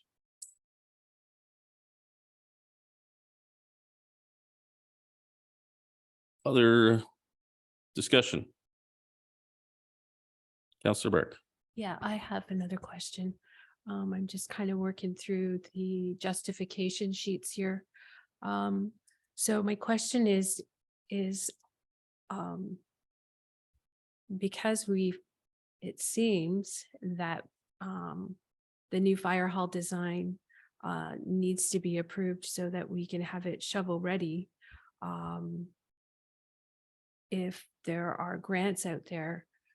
But my question is could we not do some consulting work to see whether the fire hall could be renovated to our needs, as opposed to a brand new fire hall? We don't rent out the hall anymore through the association for the community to use. So could that space not be renovated to help store for storage for fire gear, for renovated for showering space, whatever the case may be, as opposed to always going to new? We know that there's a large list of capital projects and tough decisions are going to be made. So, maybe we can't build a new firehouse. Maybe it needs to be renovated. Okay, with the Farhad, you want to tackle that in the absence of the fire chief?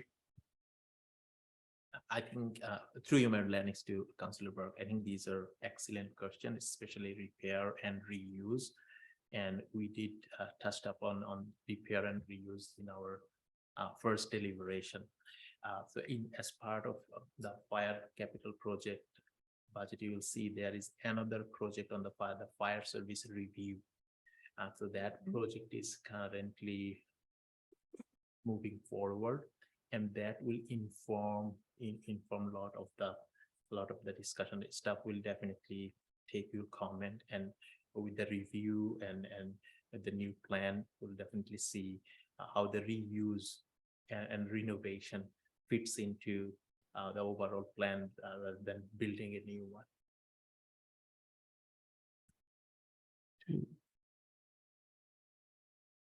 Other discussion? Councilor McCabe? Sorry. Thank you. And through you, Mayor Lennox, just on page 48, and I don't know if I saw it, I could have skipped over it. The Kenilworth Town Hall for 2.5 million, is that getting pushed out to 2028? And is that the 5% that makes it to 3.2? Okay, so that's not in this budget then. That's not. Okay, all right. These are showing the horizon of Yeah. it. Okay, perfect. Thanks. Other discussion, Councillor McCabe. Matt, I guess I have to go back to you a bit again. I'm gonna pound on, I guess concession 4 still. What, like, again, just like kind of a quick estimate, what would it cost to pave that? From 89 south to where it's just past Pillars there now. Go ahead, Matt. Through you, Mayor Lennox, and we haven't looked at it recently, but probably in 2016, when there was lots of gravel pit activity there, it was like a $400,000 touch. So I would think we're $1 million now for the 2 blocks. If I was throwing out a number, it's not, and that's just putting down 60 mils, so in 2 inches-ish. But it was 400,000 in 2016. So That's it's still probably- not the whole, yeah, that's just not the whole road. That's just from the pit to 89 then. That's not the whole, that would be just, yeah, that would be, yep. Be from side road 3 up, or from the entrance to the, what's it called? Like Randy's pit. Yeah. So then I'm thinking like if we didn't do side road 7 east, which is 300,000, and then side road 5 west, the shave and paves there, that's 420. So you don't think that would, if we eliminated that and then put that money into concession for that, you don't think that would cover it? Go ahead, Matt. Like from a number standpoint, staff could look at it. We still have the obligation of maintaining side road 5 west and 7 east, right? So, and we're adding, well, then we'd add to the docket. Right. Okay. Yep. Thank you.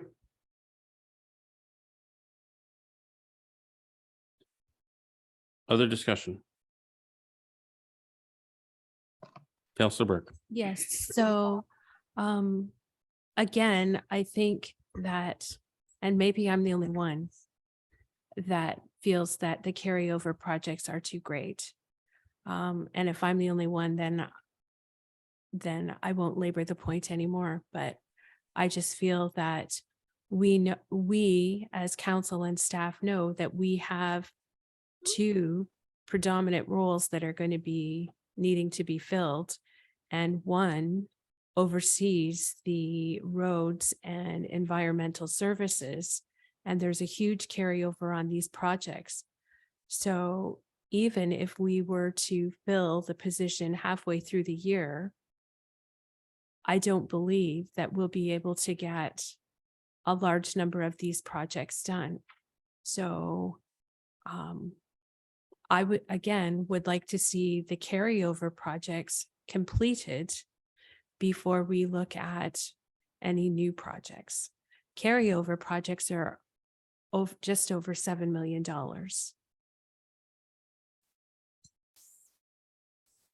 So just for clarification, Councillor Burke, then, so if we were to remove those capital projects, where would you allocate those dollars?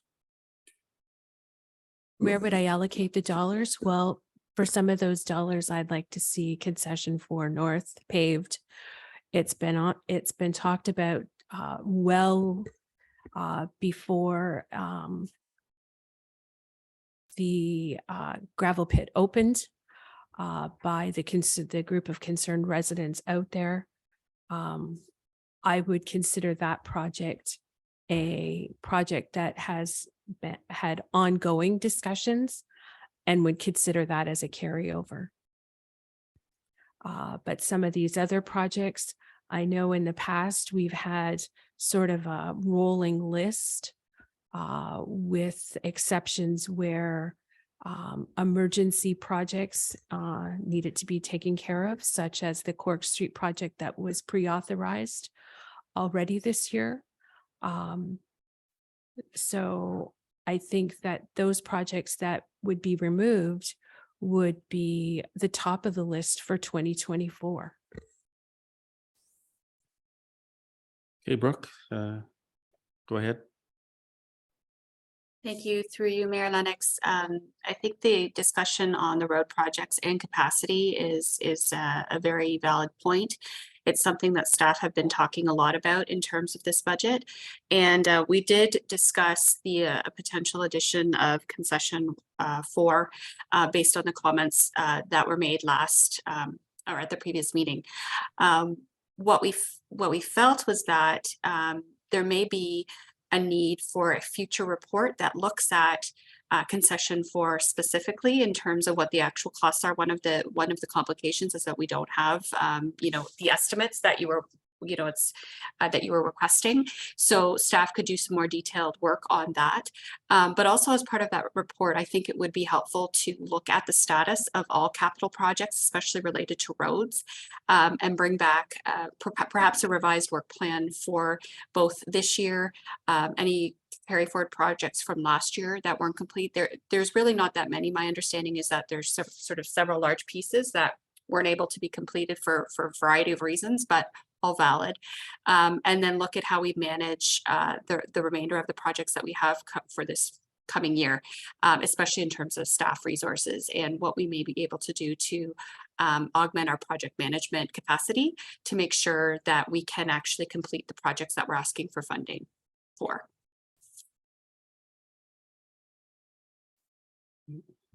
So I guess, sorry, to conclude, I guess my recommendation on that would be to look at the funding for road projects more as a whole. And we could commit as staff to come back with a more detailed plan that looks at some of those trade-offs and the potential for either revisions or additions or subtractions as needed.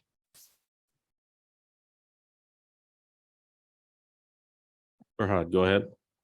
Through you, Mayor Lennox, just want to add one context on why we have some of the carry forward project.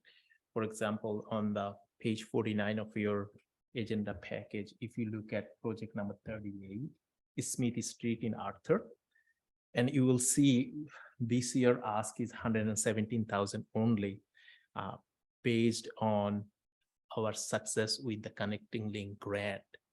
And we don't know, probably we'll know in next 3 months whether we are getting it.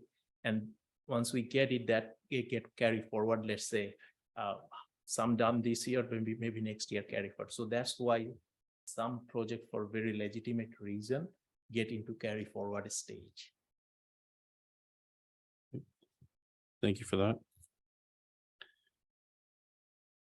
So we still seem to be somewhat mired in discussion around the budget process, but we do have to get to a decision. So I'm struggling a little bit with finding a way to get us to a decision.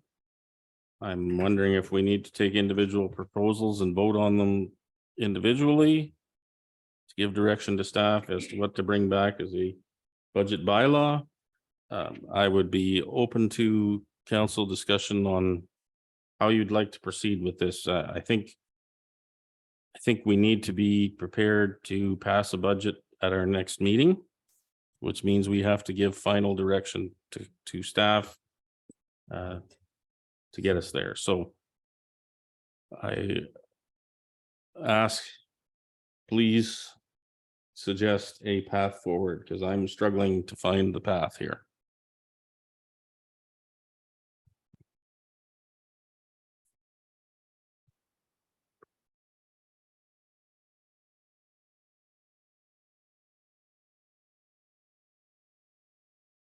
See your hand on the microphone, Councillor Burke. Are you? I'll pull the trigger. So if you're asking what I'd like to see presented, I like the idea that Brooks presented with regards to some of the carryover projects. I think that would be very beneficial in making a decision as to whether we leave all of the operational carryover projects in the budget, understanding that some of them may be almost completed, so it makes sense for them to be in the budget. And then there is maybe based on the number of hours and time to complete that, maybe there's room to add an additional project in there for that. So I really like that suggestion to help move that concern of mine forward. I still would like to see the fleet, even though it's been mentioned that it's going to potentially hamper service. I'm not really sure that I support that comment. And again, I'm not suggesting that the total dollars fund being asked for these two pieces of equipment be removed, but that a portion of the ask be put into the reserve, so there's not such a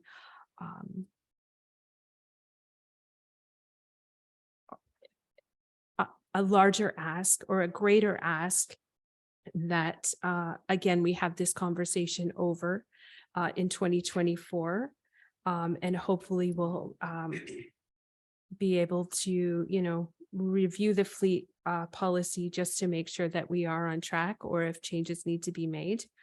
And I also go back to the staffing ask. I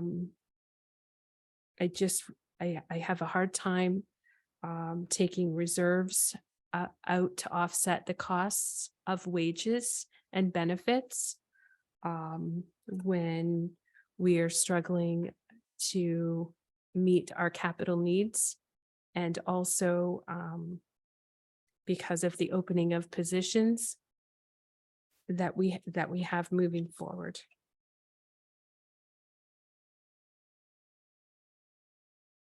Councillor McCabe. I'm gonna ask.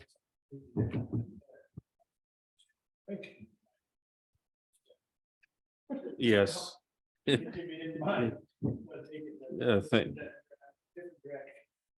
Thank you, Councillor McCabe. Perhaps we would all benefit from a brief break. So it's 9:15. I'll recess the meeting for 10 minutes. We'll reconvene at 9:25. Thank you.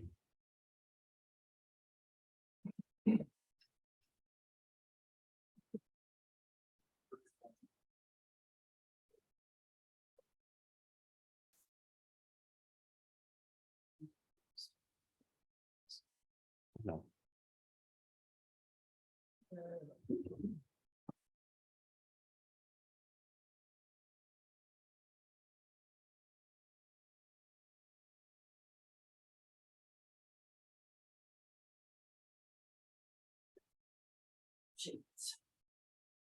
Great.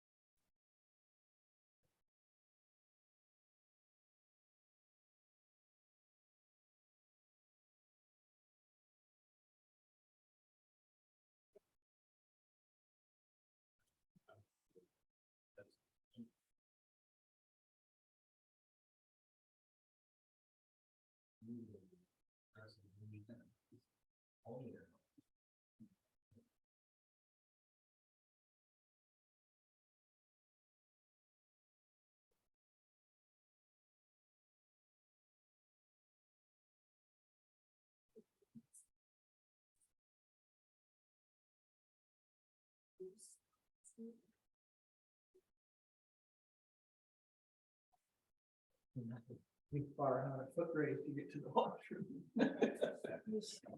Maybe I'll use the men's washroom. That'll be better.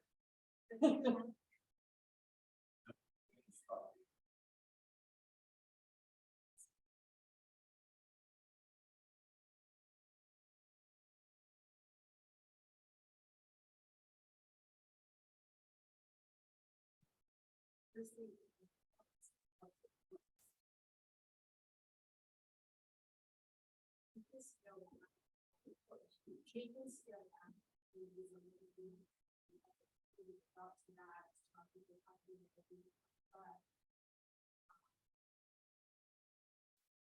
we can scale it back, further.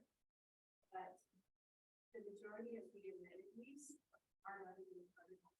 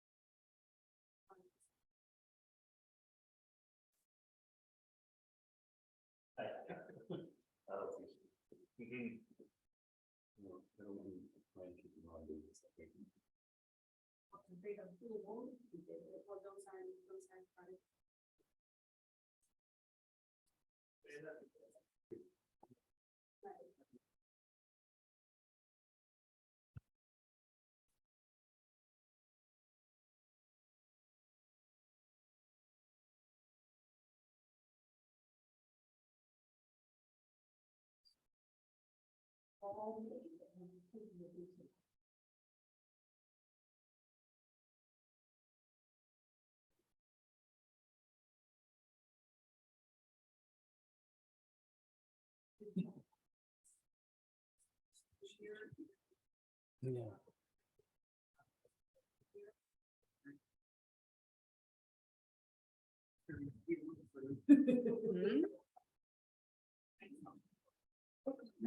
Right, I wasn't looking. Nope.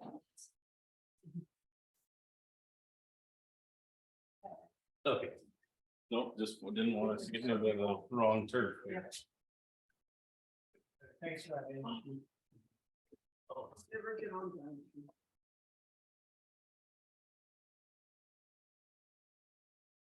Posted.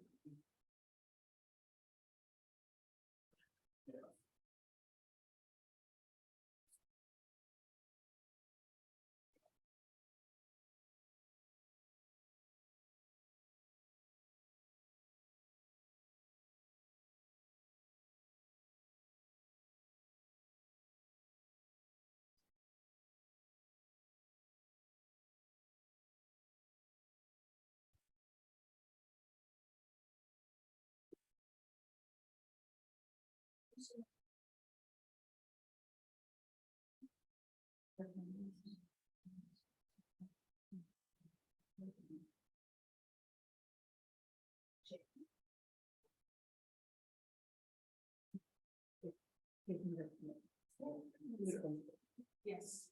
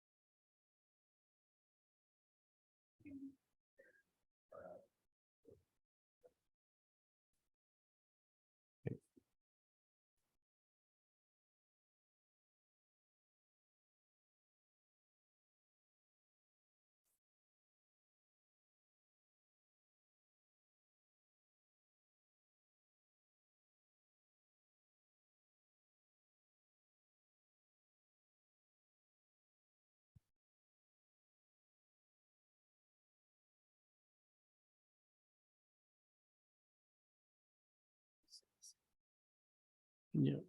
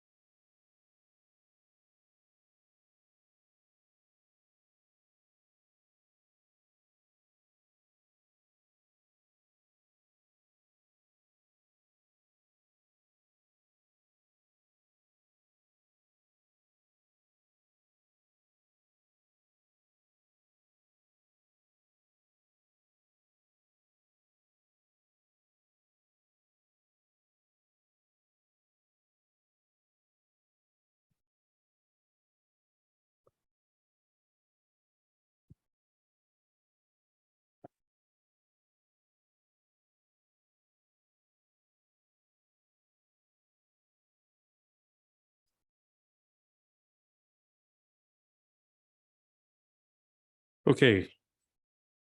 We'll reconvene our meeting. It's 9:26, so I went a minute past. Sorry about that. Welcome back, everyone. We're still in the middle of a budget discussion. So we've to admit, I'm still a little disappointed in the level of discussion we're having, so I'm going to try to kickstart it again. So a number of items have been suggested around modifying the current budget proposal. And I'll start by talking about my perception on each of those. First item I'd like to talk about, really, I'm going to group two things together. I do have some concern around the number of projects we aren't getting finished, but I think we absolutely have to maintain the infrastructure dollars in the budget. Otherwise, we're just going to widen the infrastructure gap. So whether we say we're not going to get all those projects completed or not, to me, those should go into our infrastructure renewal reserve and continue to be funded. Otherwise, the future asks are going to be that much more dramatic. So I'm not I'm willing to talk about shifting projects or delaying the implementation of a project. I'm not interested in talking about delaying or not including the funding associated with it, because I just think that puts us further behind and makes it that much harder to catch up in the future. The fleet thing kind of falls into the same category, in that if we don't keep our fleet renewed, we can threaten the reliability of some of those fleet items. Our residents depend on our road services, and water, and a backhoe is also important for water and wastewater services as well. Those are absolutely critical services that we deliver on a day-to-day basis. Delays caused by breakdowns are not in the best interest of our residents. So I think it's absolutely critical that we maintain our fleet in an appropriate way. And I think this is just delaying the problem just makes the problem worse. Now we have twice as much fleet to replace next year.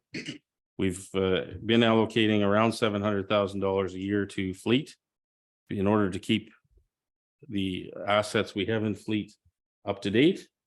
So if it's not 700,000 this year, it's $1.4 million next year. So I also struggle with that.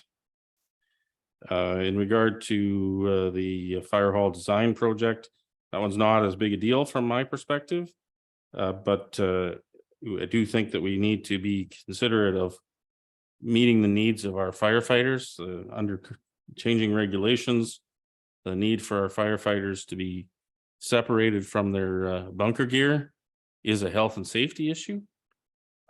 These people volunteer to deliver critical emergency services to our community that we totally depend on. To not support them with an appropriate place to do their job from a health and safety perspective is a problem. If it can be done within an existing fire hall, great.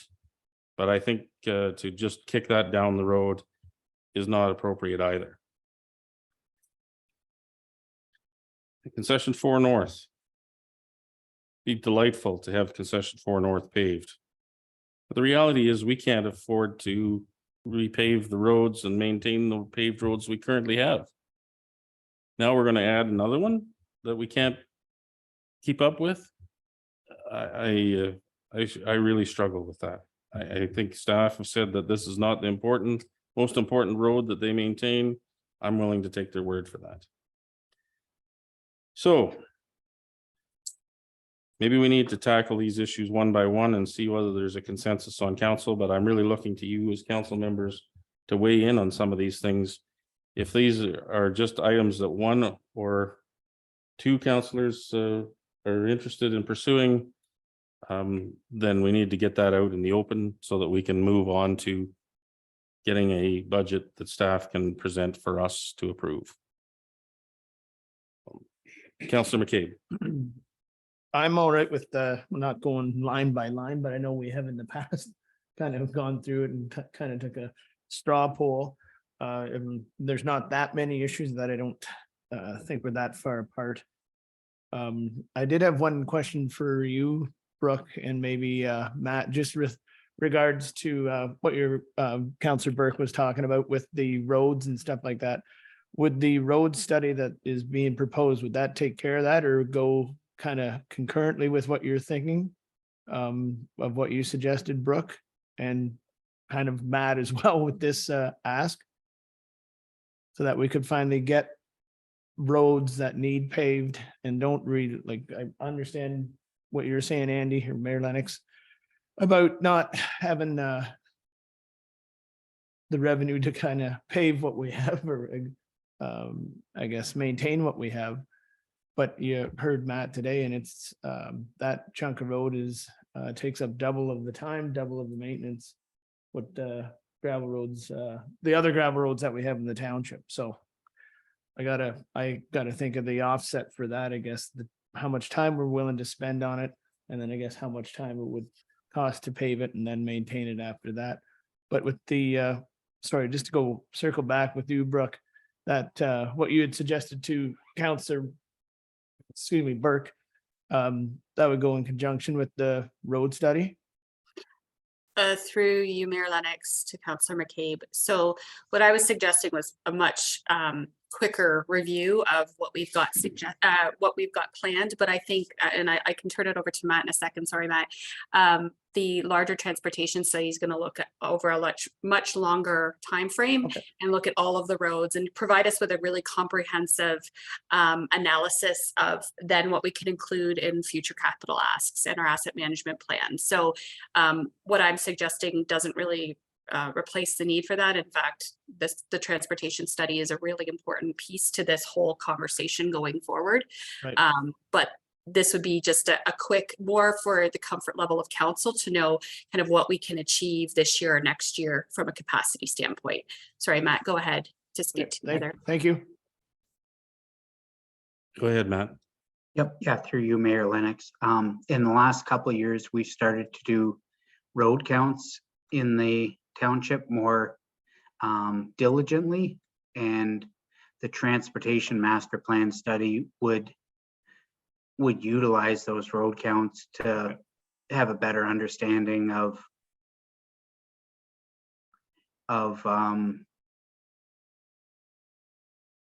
utilization, right? Yep. As far as What roads are used and what roads aren't used as much. Yeah. we've got a bridge on structure 9 on the budget is Side Road 3 East, which probably, I don't know what the traffic count is there, but it's probably not much. But I think the transportation master plan would consider all those things. Okay. And then I guess I can Go ahead, Councilor McCabe. continue on. Where was I now?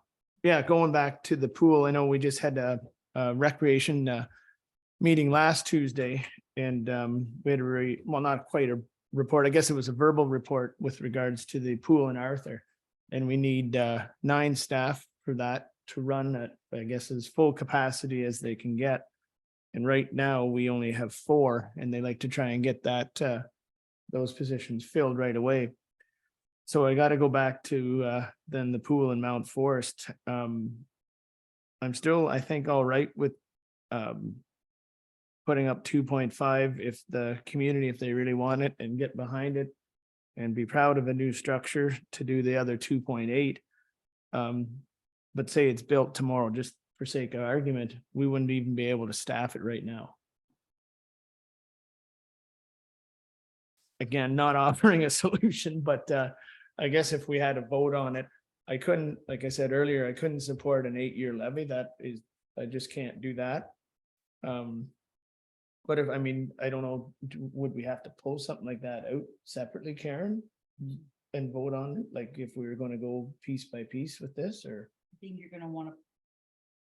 I think you're gonna wanna pull out the things individually that you want to, without going through line by line. But if the pool's one item, you do your resolution. If concession 4 is another item, you know, go around the table and see if it passes or fails.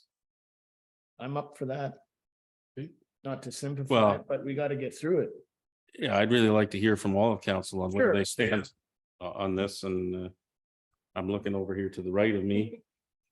And looking for council members to weigh in on some of these things, and then, you know, if we have to bring this to an item by item decision, then that's what we have to do, but I'd really like to get some input. I mean, I think we're facing difficult decisions. And frankly, I don't know where council is at in terms of what you want to balance off here, what trade-offs you want to make. And I really need to know that. And I think staff does too. Councillor Hearn. Again, I don't have the solutions that you're looking for, Mayor Lennox, but I did write down my comments. I do agree with Councillor Burke that it would be great to have a set of fleet standards. But looking at backhoe, the 2009 plow truck and the 2011 backhoe, I think that does could put us in real jeopardy, and it does seem to be warranted 7,400 hours on that. That's a lot. So I would think that would be really justified, replacing them. So I just can't support pulling that out at the expense of something else. Pushing projects back. Yeah, it just seems to push off the inevitable, and we do need to plan for them. So I think that they do need to be included in the budget. The fire hall design, I'm really unsure about that, but I think Mayor Lennox's point was well taken. With regards to the pool, I am still really struggling with that. I don't know how we're even going to staff it, and I don't know that it's going to get better. No one's able to staff their pools. I can agree with the $2.5 million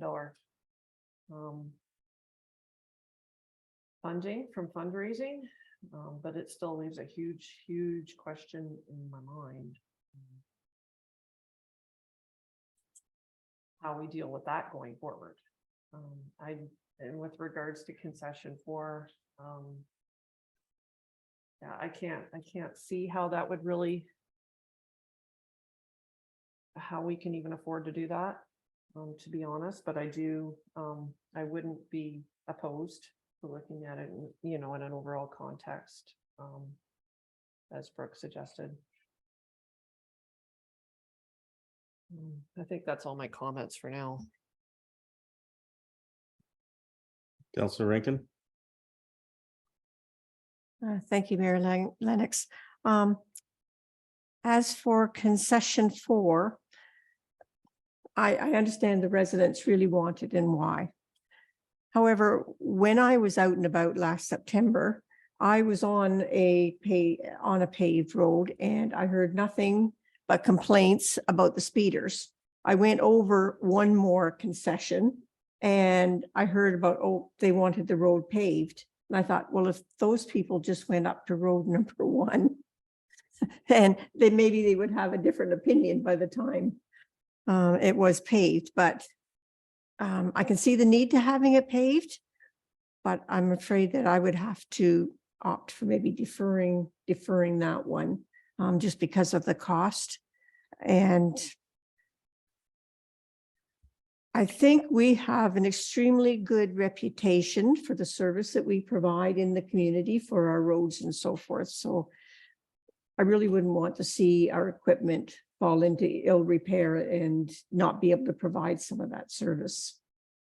And for the pool, the only thing I can think of at the moment is to maybe contact somebody that can do fundraising and see if they have a suggestion that might put a different light on it. So that's it. Okay. Councillor Hearn, and then I'll come back to you, Councillor Burke. Oh, sorry, Councillor Burke. Oh, go ahead. Just to add to the concession 4, like this maybe just muddies the waters, I don't know, but I just thought I would, money aside, explain some of my rationale for not feeling that it's necessarily a higher priority. And like Councillor McCabe knows where I grew up on the Hearn line, and it's paved and it's a busy bypass. right? Could you agree, Councillor McCabe? Agree with that, yeah. Yep. When, that's in Huron County, and when I grew up, it was a gravel road. I loved it. I could bike across the road to my grandma's all the time, and it was great. I had nothing to worry about. They decided they were gonna pave that road. They ripped out like good 25 maple trees across the front of our property, widened it out, paved it. It became really, really fast. I couldn't get to my grandma's house anymore.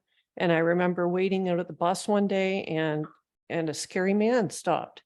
Like the world changed and it didn't get safer, it got worse. And I stood on Concession Road 4 and I have watched where they hit the gravel and people really slow down. And I mean, people always seem to want what they can't have. And I live on a paved road now and I'd give my eye teeth to live on a gravel road.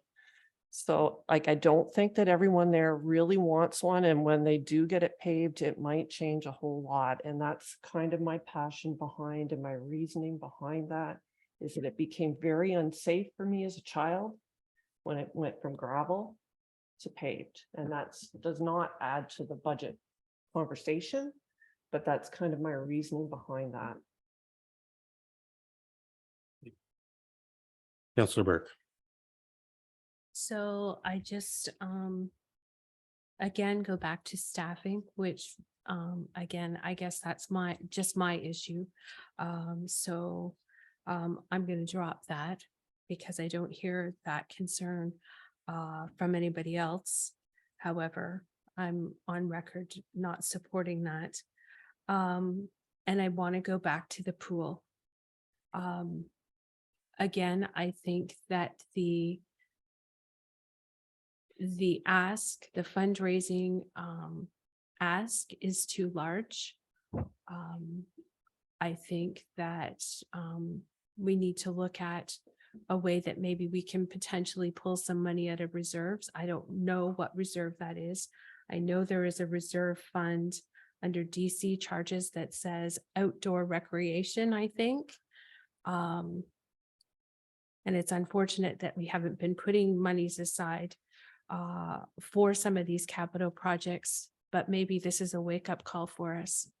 We've got a lot of large capital projects on the go, and if we took out some of these asks, specifically the carry forward asks, and put these into reserves for either down the road projects, for lack of a better term, or some of the capital projects that are on the horizon, I would be more supportive of that. And also to go back to the pool, I think an 8-year special tax levy is too much. I think it gives the wrong direction. When I hear an 8-year special tax levy, I think the pools, and I think the general consensus is going to be that it's going to take 8 years to build it. And the cost will be probably exponential. I'd like, I know that the design has been peeled back considerably from where we started. And I'm wondering if that's an option to peel that back and look at a more realistic goal of maybe $1 million for fundraising, see what we can pull out of reserves, and potentially any grants that maybe aren't available now, but if it was a shovel-ready project, then we could be prepared for those as well. Councillor Hearn. But if the community cannot raise $2.5 million, do they actually want? Oh. And my comment to that is it's too great of an ask. So let's peel it back, peel the design back. And as I had mentioned earlier, we set a huge precedent. If we ask somebody, a group or committee of council, to raise more than what was set out in their mandate originally and have to raise the funds for half, which was a service we provided until just a little under 2 years ago. So I think, yes, it's a controversial decision, but I think it's important to move forward with it.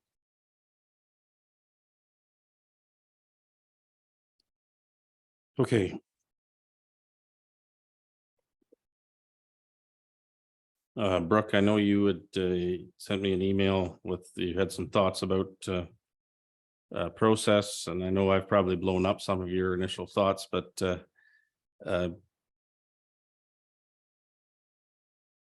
I think we need to have two separate discussions around what the general budget is, and then I think we need to have a separate discussion around the process for the pool. But wondered if you had any further thoughts that you wanted to share at this point in terms of process. Thank you, through you, Mayor Lennox. No, I think the process that you're suggesting would work just fine. I think we do need to kind of know what the overall tax levy should be aimed at, and we've sort of given you two ranges.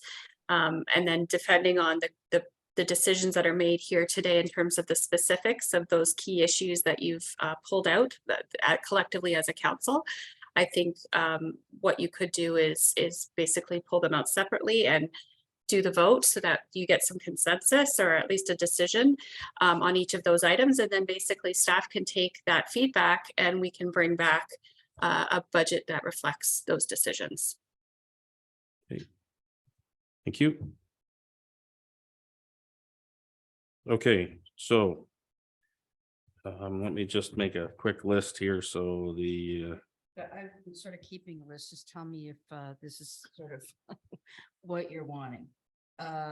So a vote on fleet, which you're keeping, which not, concession for North, the firehouse study. Pool is going to be a separate discussion. You pulled staffing off, or did everybody want to vote on staffing? And then there was to set aside the asks in a reserve in order to complete the carry forward projects. Is that? And subsequent to a further staff report, I think was the direction. Staff are directed to bring a report to council on the status of the carryover projects. Right. Okay, so I think there's consensus around that particular issue. So let's knock these off one at a time. So let's start with the fire hall project, the $50,000 ask for a design. How many are in favor of leaving that in the budget? So I am as well. So I think that one needs to remain. The capital roads thing, sorry, just let me back up. So I'm just going to look around and make sure I get some nods. Generally, the funding associated with the capital roads projects needs to remain. Is that? Stay tuned for what that's actually going to be. Okay, so concession 4 North remains outstanding. I'm happy to have a vote on it, but I think if we're going to proceed with that project, we need to have a serious discussion about where the money for it's going to come from. So at first, let's decide, I guess, whether we want to pursue that further. If not, we'll move on. So those in favor of adding concession 4 North to the budget? Opposed? So that one's not going to proceed. What else you got on your list, Karen? Fleet. So the fleet, the backhoe and snowplow to remain in. All those in favor of those remaining in? Will remain. Anything else that's outstanding? Well, the pool is. Yeah, let's keep that separate. And staffing, you were okay with that, or if we're doing? I want to go around the table. For the record. Okay, so the staffing proposal, which involves the 2 FTEs for the first year to be funded partially from reserves. Who's in favor of that? Yep. Others opposed? Okay, just enough support to carry that one. And what else we got? Oh, I had on my list, but I'm not saying that's the definitive list. Okay, are there any others?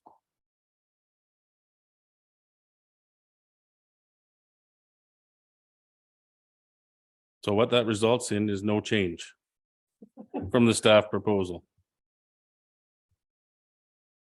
To be candid about it.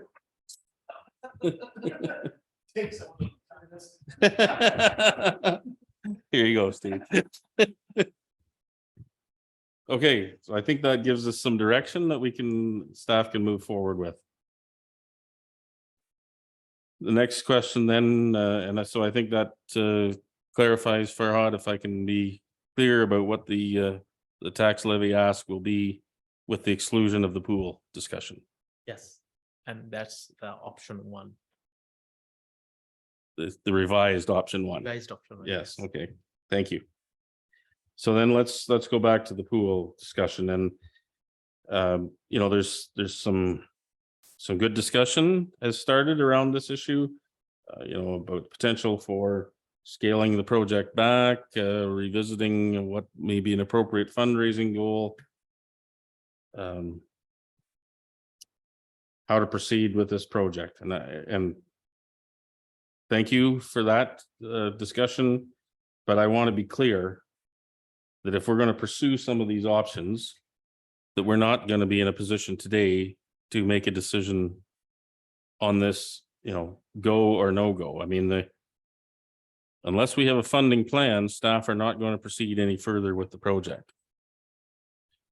And I want to be clear that council is wanting to wait further to have a funding proposal hammered out before making this go, no go decision.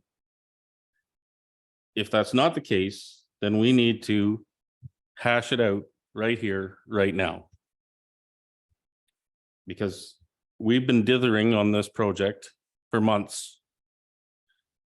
I don't think the people that we represent expect us to continue in that format. So I want to, if we're not going to make a decision today, so be it. But we need to have a plan of how we're going to make the decision and when we're going to make the decision. And we need to stick to it so that people can understand what the context of the situation is. Both our residents, our volunteers who are helping with the ad hoc advisory committee, and our staff.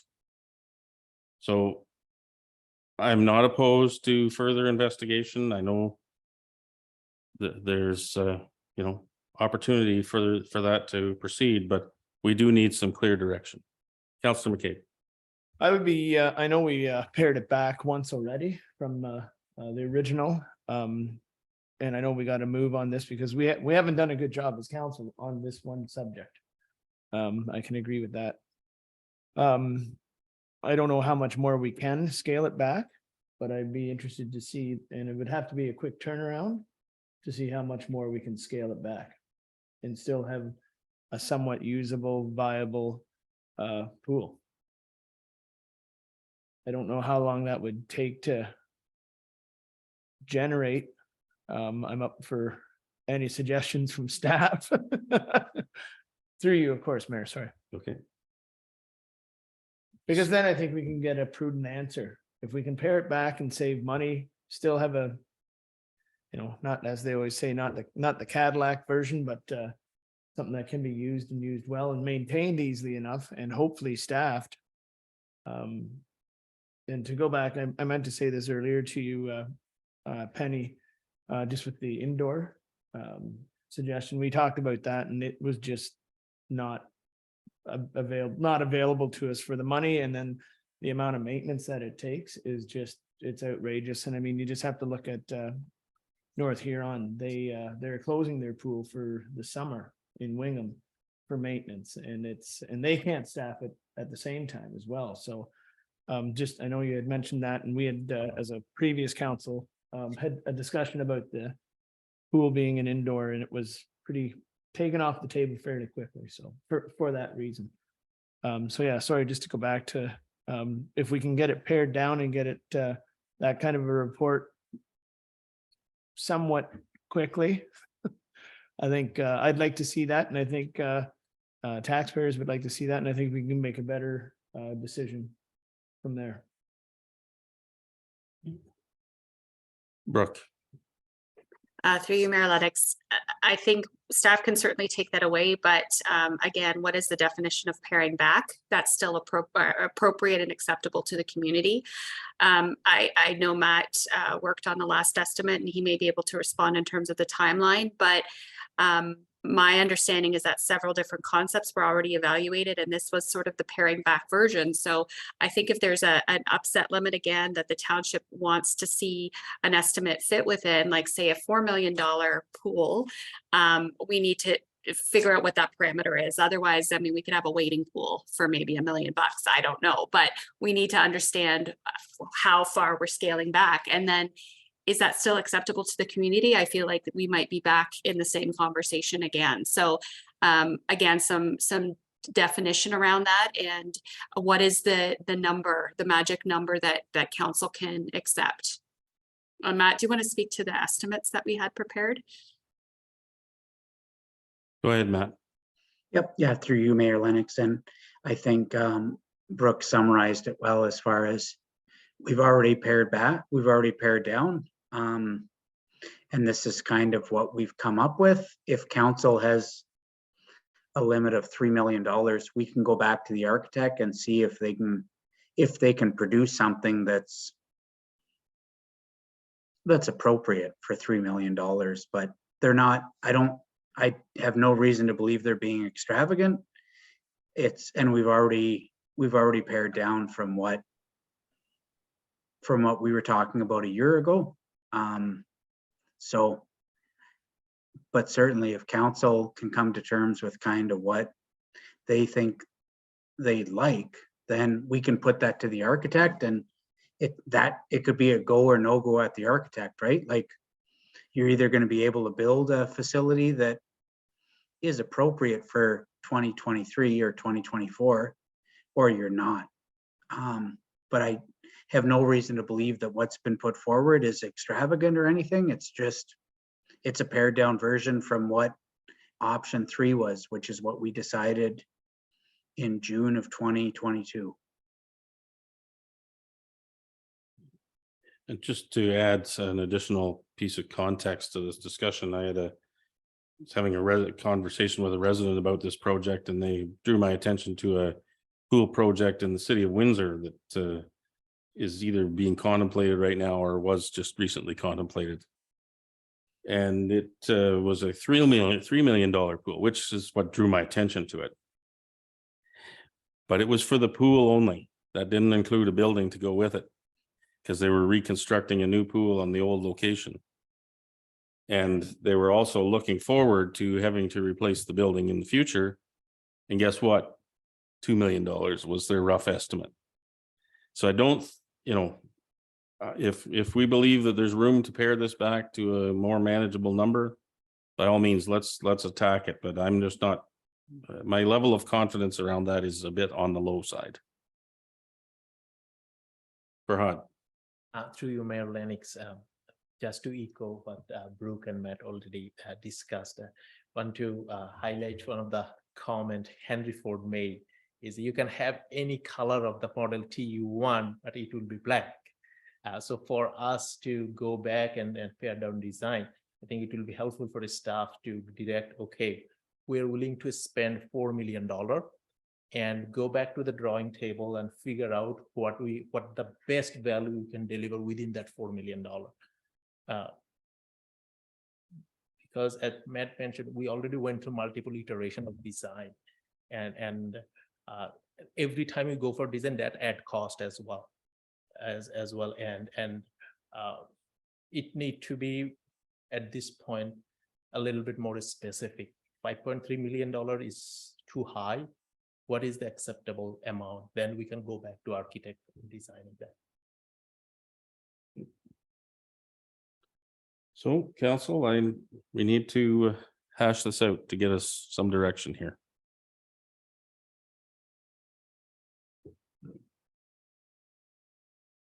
Councillor Rankin. Through you, Mayor Lennox, to Councillor Burke. I know you spoke before about having a public meeting to get their opinions, but you would need a design in order to present it to them. I've been hearing quite a bit that people don't want a pool if they can't have an indoor one. So I'm just wondering if there's any possibility of having a public gathering or done by survey, or that we could get an opinion from the public. It will be their pools. So I'll tackle that to start with, and if Councillor Burke wants to weigh in or anyone else wants to weigh in, that's great, but absolutely, we can take this to the public. But I think, first of all, we need to set the direction. We need to set the parameters, and staff have alluded to this. What's the limit that we're prepared to contribute from taxpayers to a project like this? And then we can ask the public, is this what you want? Or what do you want if this is, we can ask the appropriate question to find out if this is what they want and are they willing to pay for it. But I think the direction, the leadership has to come from us. And I believe that's what we need to do today, is to provide that leadership. Councillor Burke. So I think we are at the point where if we need to do some mock-up boards at this point, I think we are at that point where we have a concept, and I'm hearing that it can't, to scale it back, we've pretty much done that. So I think that we need to take that out to the public to say, is this what you want? Is this something you can support through a public process? Because I also don't want to scale back this pool to the point where it doesn't accommodate the growth that is coming. We all know it's coming. So if we can't scale it back any further, then we need to look at options. If it's $5.3 million, I don't know how many other ways to say it. I would like to see what could be funded through reserves to help ease the tax burden and the fundraising burden that is being asked. Because if it's $5.3 million, then it's $5.3 million, and we need to figure out,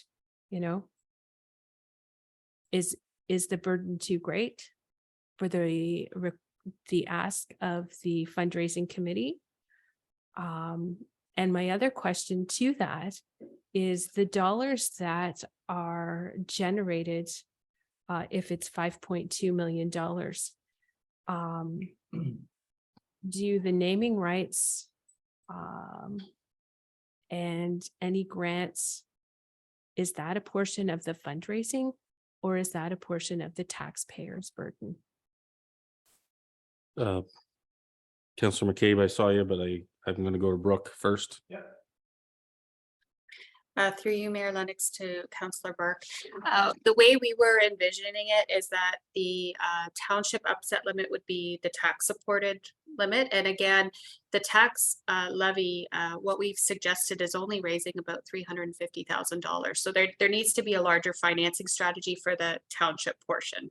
But any monies that are raised through fundraising or grant dollars or naming rights, all of that, we sort of saw envisioned as that fundraising community supported piece. So the more we go after those grants, the lower the amount that the community needs to raise itself. But we need those targets so that we can direct our efforts appropriately. If we know that the fundraising goal is $2.8 million or $2.5 million, we need to really aggressively go after grants. And the quicker we get those grants, the faster that target is met. So the faster the project can move forward. The reason it's important to have a township limit that's been committed to and a strategy around that is that we can apply for grants. We can say definitively that the township is a partner in this. This is their support in terms of financing and funding. This is our plan. It's all there. All they need to do is say yes to the grant. So I don't see, it is a large number when you first look at that number, but it also means that we can scale up our fundraising and other potential revenue approaches accordingly. And we can focus those efforts in that direction. So I think this is just the first step to get some kind of that go decision so that we can all know what we're working towards. And I just have one more question, if I may. You go ahead, Councillor Burke. I see Farhad wants to say something. I know Councillor McCabe's waiting, so. So to my point, what would the costs be to have a shovel-ready project prepared for the pool for those grant processes? What dollar figure would be attached to that? Go ahead, Brooke. Through you, Mayor Lennox. I don't have the exact figure, but I think the way that the work plan was developed, basically we'd have everything we needed to go to tender, but we'd hold off making sure that we could actually pay for the project. So you don't want to put something out that you can't pay for, but all of the preliminary design and the detailed design. So basically the first several steps, I think we're sort of in the midst of, like, we've completed kind of the conceptual design and the conceptual estimates, but there's still more design work to do. Matt may be able to speak to that a little bit more, but we've only spent about $75,000 of the budget. It's just that we don't want to spend another $200,000 if there's no need for it. So we want to take these steps carefully, but get the project to a point where basically all we need is sort of the money, and then we can move forward with tendering that project. Matt? Go ahead, Matt.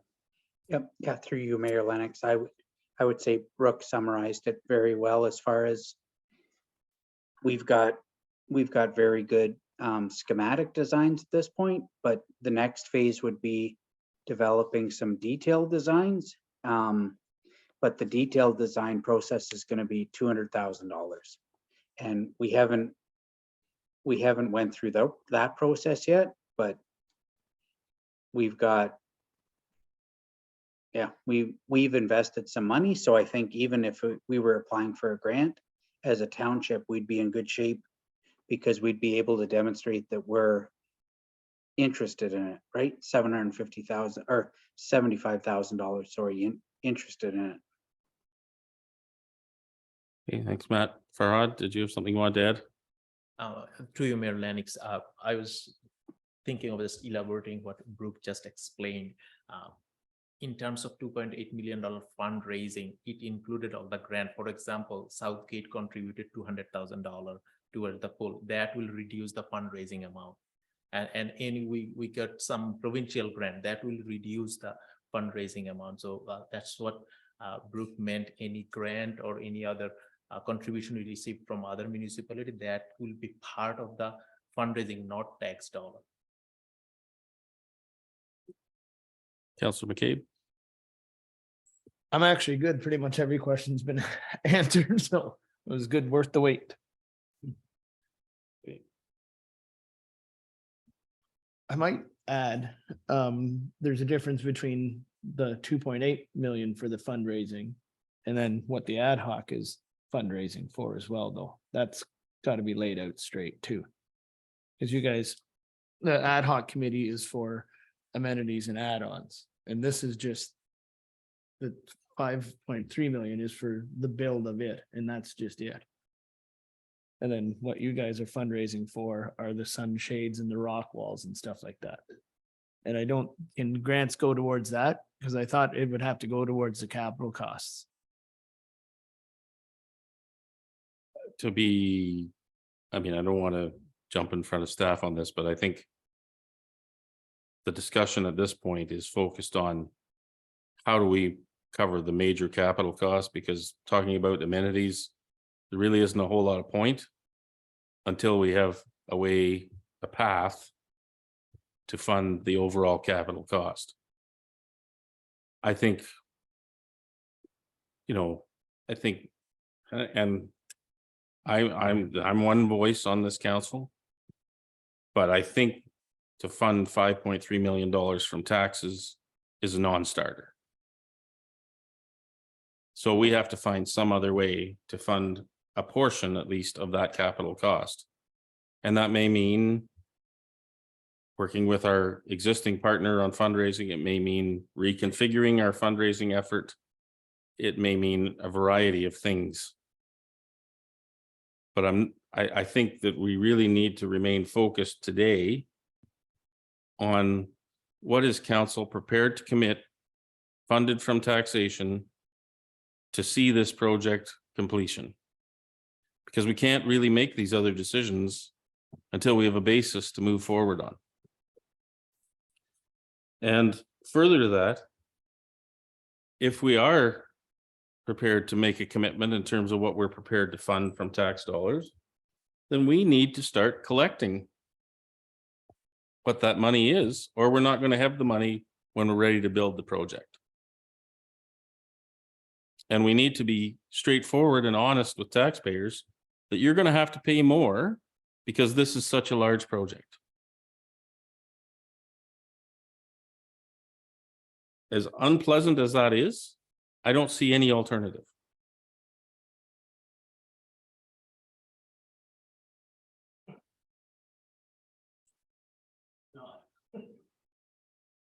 So I think we can talk around in circles like we've been doing for the last several months, but we got to get down to brass tacks here. We got to get down to what are we prepared to commit to spend on the Mount Forest pool on behalf of taxpayers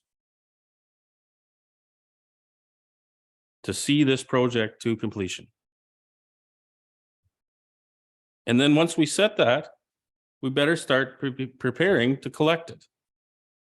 Whether it's 4 years, 8 years, whatever it is, we need a path forward. And yes, we do have a start, but we are nowhere near having the capacity to fork over $5.3 million to build a pool today.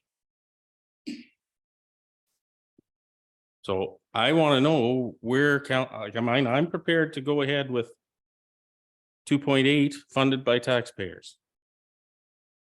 And then we work out the details on the rest of it. I don't know where anybody else is at here. Where would you get the 2.8 The proposal that staff have put before us today involves 2.8 with the levy? from taxpayers funded. So we have some money already allocated, the 500,000 that was discussed in the budget discussion. We have development charges reserves can be used for a portion of it. I think the last estimate I heard was around 400,000. So that's 900,000. So that means we've got to come up with 1.9 million more dollars to fund that pool at that 2.8. Never mind the 5.3. That's just the 2.8. So $1.9 million over 4 years means we have to collect nearly $500,000 a year at an $80,000 per percentage point on the levy. That's 6% per year. Without anything else. Without anything else. I don't think that's very, I don't think that's very appetizing. Even the sale of where the pool is now, I don't think would add a whole lot of the money to it either. It will contribute some, But not but a it's lot. not going to get us to $5.3 million. Nope. Right. Just want to add, Mayor Lennox, is in construction world, 20% cost overrun is business as usual. So 5.3, that's the estimate by the time if we see 10-20% cost overrun on this. Yeah, that won't be a surprise. So that part is there. So all the more reason we need to get serious about what we're prepared to commit on behalf of taxpayers. Well, and then the other half is say it is built, then the maintenance of it over the life of it. You can't not think of that dollar amount without talking about the 2.8 or 2.5 that we want to put up first. I totally agree, but I think this is an amenity that many community members would like to see. It's an amenity that we've had for a number of years. We've got to chart a course here.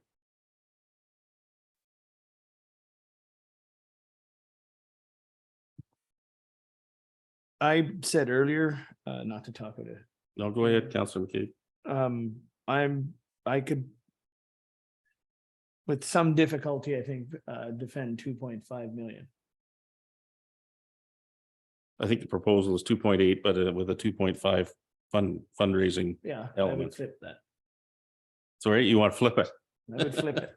Not that it would mean a whole That, lot. that, but- that won't make it any easier for us to arrive at a consensus, I don't think.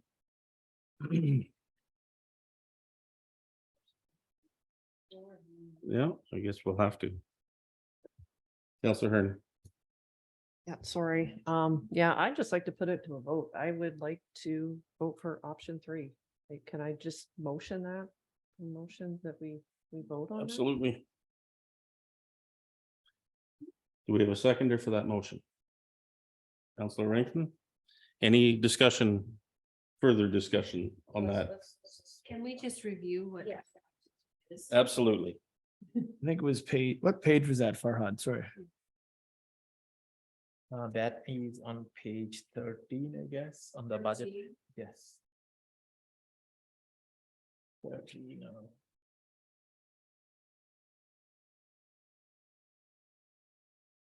Yeah, page 13. Oh, there it is. 30? That 113. 13. Go back and share my screen. So we're going to ask the community to raise 2.5. That's the proposal.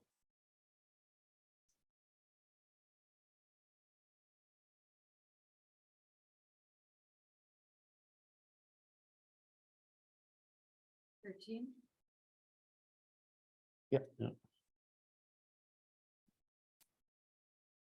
So the resolution will be, and we need a seconder, but the resolution will be that the taxpayer contribution toward the $5.3 million pool, that the taxpayer contribution toward the $5.3 million will be $2.8 million. Or the staff recommendations to move forward with option 3. But we have to have a standalone resolution, so when people say, what was option 3, like, we just can't, we have to have it in the resolution what the figures are. And further that the fundraising target will be $2.5 million. And then will it say how we're going to raise that 2.8, or we're just going to say, yeah, this is what we're putting in it and we'll figure it out later? Yep.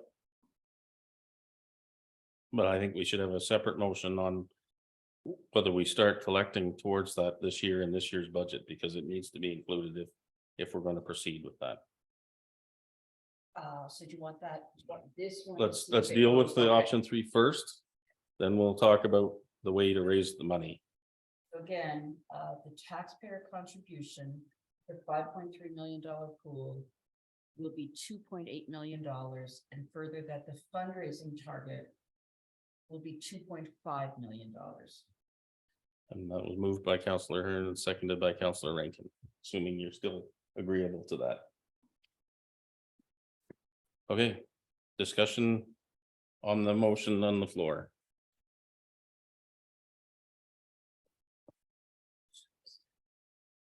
Nobody? Councillor Burke? Well, I've vocalized this, I don't know how many times this evening. I think the fundraising target is too high. You want to make an amendment to the motion? No.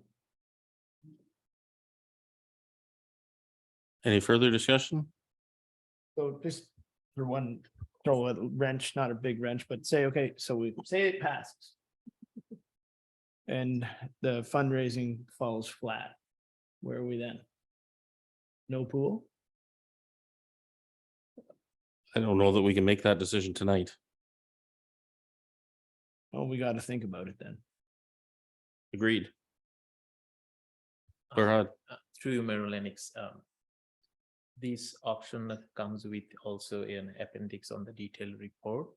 And the way staff conceptualized it is the upset limit. The trigger point for building the pool is hitting the funding. So funding plan comes first. So to Councillor McCabe's question, yes, that is the conceptualization. If we don't have money, we cannot start building it. Okay, any further discussion? Okay, all those in favor? Opposed? That's carried. So let's turn our attention to our 2023 funding contribution to that upset limit.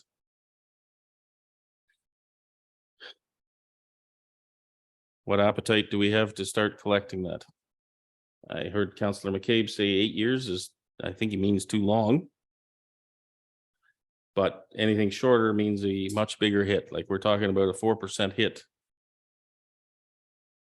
right now, spreading it over 8 years. I think we do have enough flexibility from a cash flow perspective that if the fundraising were to happen sooner, we could borrow from within our reserves to get us to the 8-year funding if we should need to do so. But anything longer would be, I think, irresponsible. And anything shorter is going to be very burdensome for our taxpayers. So, where do we want to go?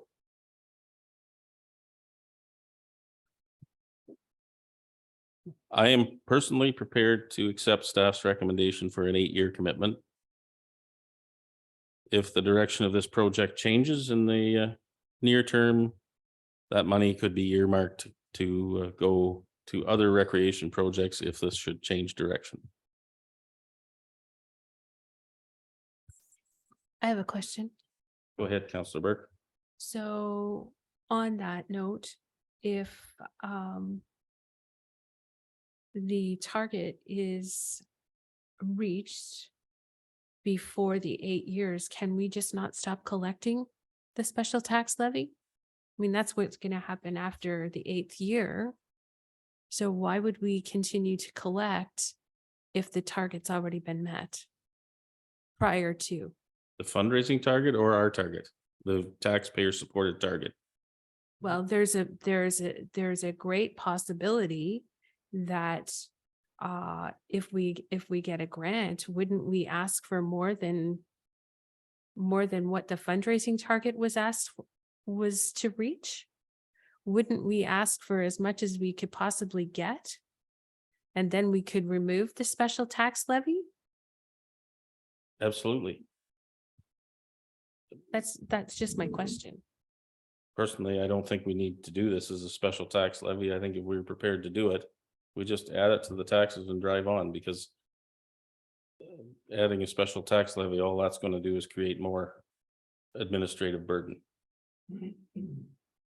I think as long as we're transparent about what we're doing, we just drive on.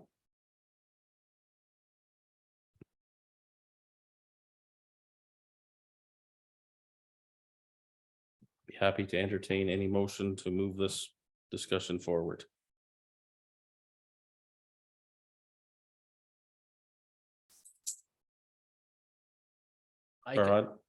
Through you, Mayor Lennox, I can add some context to Councillor Burke questions. If we take examples from the developer, how they build house and all this. Once we say considering it's an 8-year plan, and when we have put things in the motion, I don't envision we need to wait till the 8th year to build it.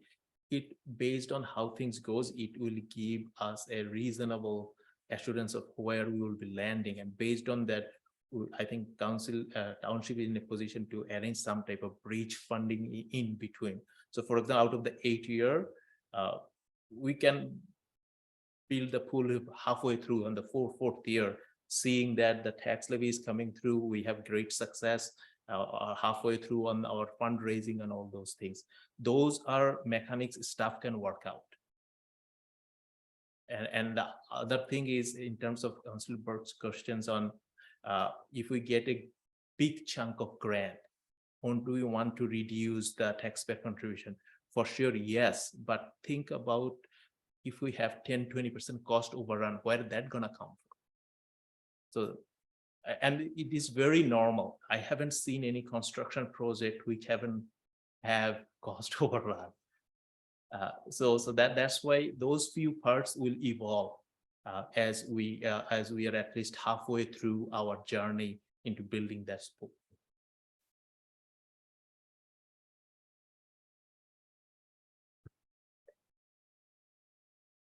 Councillor McCabe. So say we came up with the 2.8 million tomorrow, does that get the shovel in the ground? Or do we have to, are we gonna wait and get all the money and then build it? I believe Matt can probably speak more to the work plan that he put together, but I believe we would have to establish what milestone for fundraising would have to be reached before we would pull the trigger to move ahead. That will be one of the decisions that we will have to address going forward. Matt, do you have anything you'd like to add to that? Yep, no, just through you, Mayor Lennox. I think the work plan, there was a go or no go decision as part of the 2024 budget as well. Like it's, we've got some money to do design and we're very far along.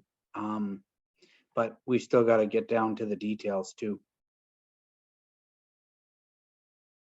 Karen? Just use caution if you're, once you build it, the donations will dry up. In the town of Orangeville, when they put their indoor pool in, I don't know, 15 years ago, they built it and then they hired a fundraiser, and that individual didn't raise enough to cover their salary that first year. That was in the paper. And there's just when people are already going there and paying to take their kids to hockey or swimming, they're not going to pay to build it because it's already built.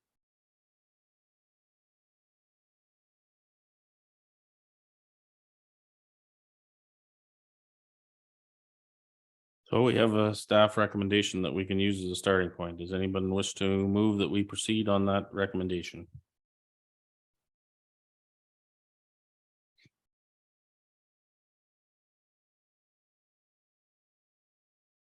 Councillor Burke? Well, we need a starting point, and I'm tired of talking about the pool and how we're going to get there. So I'll move the motion or second the motion. We have to have, as I say, we have to have a starting point. I don't think that this is the right balance, but I will second the motion. Okay.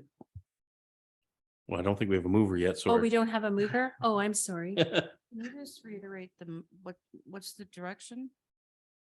What are- To begin collecting property taxes to the tune of 350,000 into 2023 to contribute towards the pool project.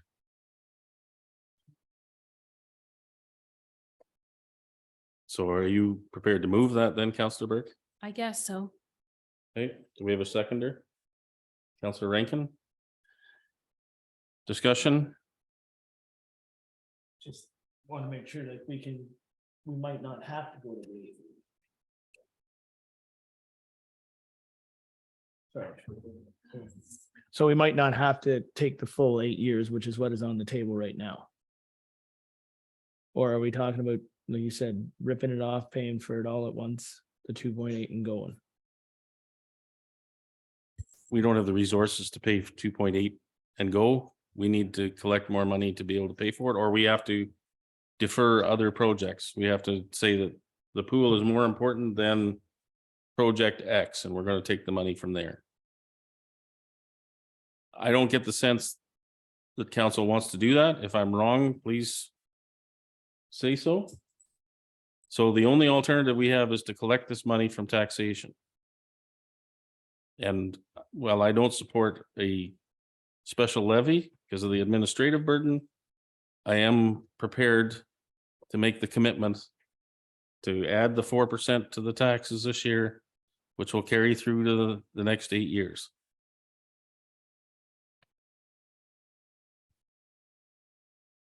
And next year, the budget will come to us. If nothing has changed in terms of our direction on the project, with 350,000 allocated to funding that pool project.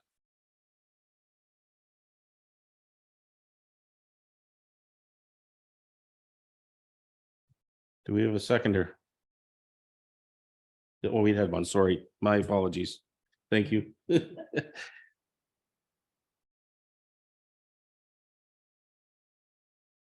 Can I just make a comment before we vote on this? Absolutely. That that as we move forward, I'm supportive to collect the dollars this year, but we need to continue to discuss how we're going to fundraise and continue to move forward with the pool project so that we don't end up in the situation that we are in now. I think this is a large ticketed item, and if we're going to make the commitment, then we need to keep the conversation going. Couldn't agree more, Councillor Burke. Farhad. I was itching to use the quote like my first deliberation. So the things tonight council is struggling, and this is not a Wellington North specific issue. There was a research paper from University of Calgary exploring an exploration into the municipal capacity to finance capital infrastructure. And they concluded like this: municipalities are responsible for 2/3 of Canada's infrastructure, but only receive 10% of the tax bill. So then the municipalities which are doing really good job on all this, how they do that. So what we are proposing today, they have it as a perpetual basis of a capital tax levy. And that every year on top of budget dollar, there is a capital tax levy, and that get added every year. For example, within our county, we have Central Wellington have a special tax levy for, I think, for the last 4 years or something. 8. Like 8 years. So that's the way forward to avoid future situation like this, to building a pool, a reserve fund more specific dedicated to capital fund. As I mentioned in the first budget, our depreciation is around $5.5 million, but we only fund from our user fees or our taxation to capital around 3.2, sometimes 3.5. And I think last year staff bring a dramatically $4.7 million proposal, a 20% increase in transfer to capital project.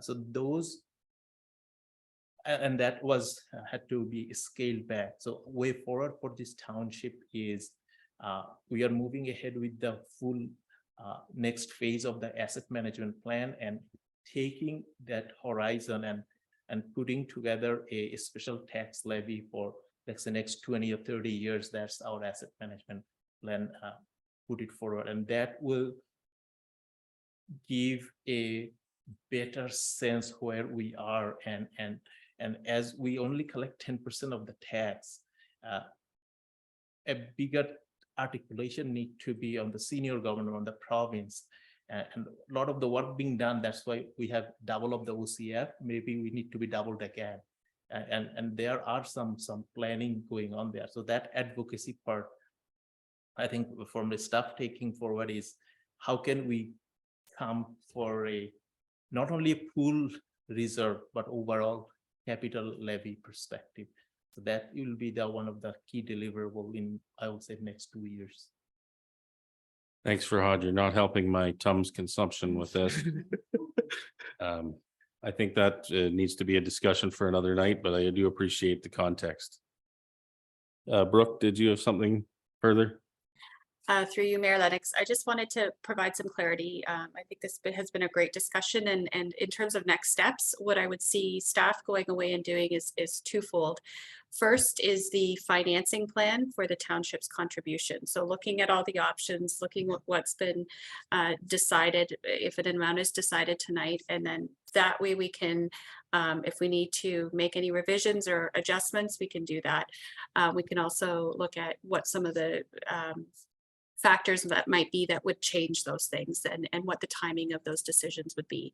The second step is going to happen, I think, tomorrow when I attend the ad hoc advisory committee meeting to talk about the discussion that's happened tonight, what their thoughts are, and then looking at an implementation plan. Can they do this? What are the supports that they would need? What does the plan look like for that? What are the additional resources that we might have to bring into the discussion?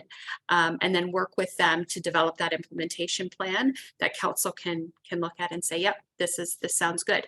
So there's going to be additional discussions, additional opportunities to tweak things, but today's decision is really, really important for us to move that to the next stage. So it means that it's a possibility for staff to work with all of this information and then bring back some more discussion points for council.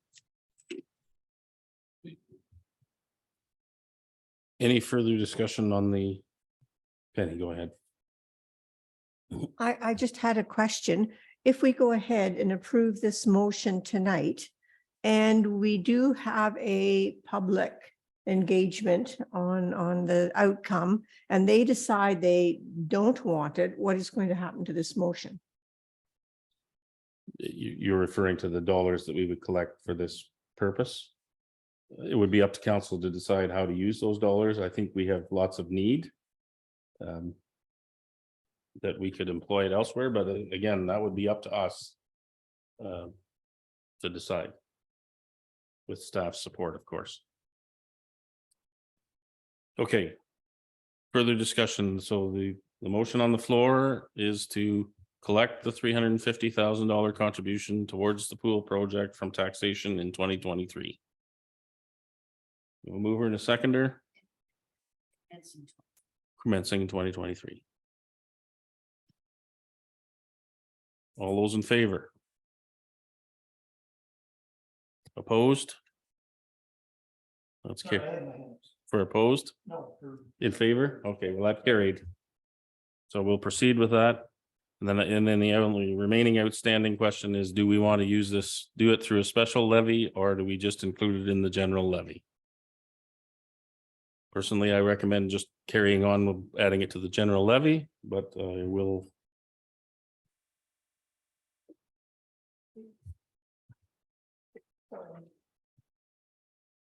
Sorry, Mayor Lennox, did we vote on the motion that Sherry made? We voted and had a seconder, but do we vote on it? Because we just. Yes, we raised the just did. question. It was the same one? Yes. Okay. Okay. So general levy or special levy? Okay, you make that motion, Councillor McCabe? I guess if we got to do it this way, then I think that's the less painful way to do it. Okay, seconder for that?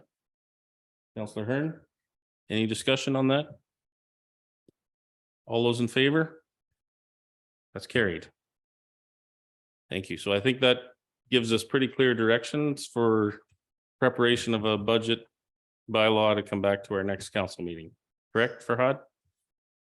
Anything still outstanding? No, thank you, Mayor Lennox, and general levy is also very helpful in terms. That's why I made that comment. We can transition in future that general levy into a special, not a special, the capital project levy. So I think we got very clear direction. Thank you. Okay. Anything further from your perspective, Brooke, that we need to hash out here? Okay.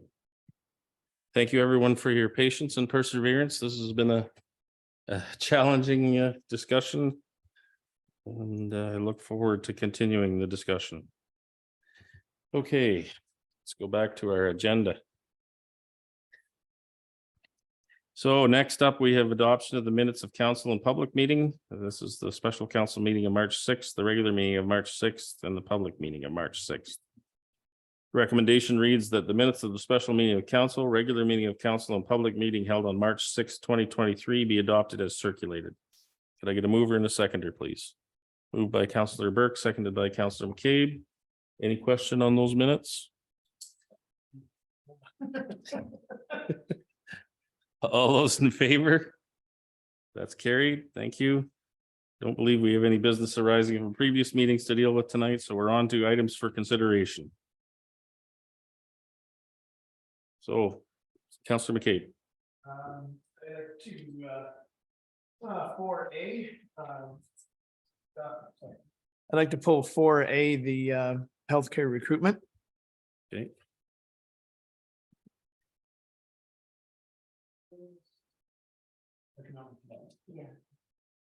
Business Retention and Expansion Program.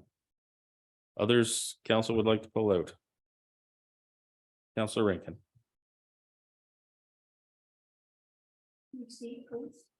To C, this is with regard to the 2B and 2C. Okay, so that's the all treat site plan and the report with regard to the Court Street subdivision. Okay. Any others?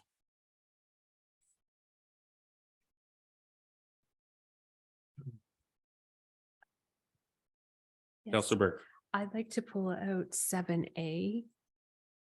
Okay, the winter burials discussion. Okay. Any others?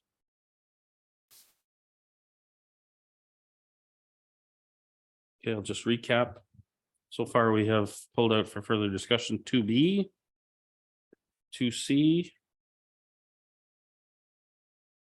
4A, and 7A. Are there any others?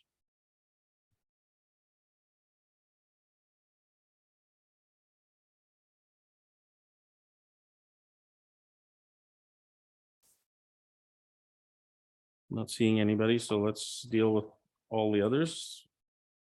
So the recommendation is that all items listed under items for consideration on the March 20th, 2023 council agenda, with the exception of those items identified for separate discussion, be approved and the recommendations therein be adopted. Could I get a mover and a seconder for that? Moved by Councillor McCabe, seconded by Councillor Burke. All those in favor? That's carried. So we'll go back to 2A. Andy, if you don't, I'm sorry, Mayor, do we have to change our procedural bylaw to keep going? To past 11. Let's see how we make out here in the next few Yeah, well, I was minutes. just, okay, I was just, Our curfew is 11 o'clock. just wanted to make sure we had We're something getting ready to close there. go. I saw Karen had everything ready for us. Okay. All right. So 2A, the recommendation here is that the Council of the Corporation of the Township of Wellington North receive for information report DC 2023-11 regarding the final approval of the All Treat Farms Limited Site Plan Agreement. Can I get a mover and a seconder for that, please? Moved by Councillor Rankin, seconded by Councillor Hearn. And with that, I'll open the floor for discussion. Councillor Rankin, did you have a question?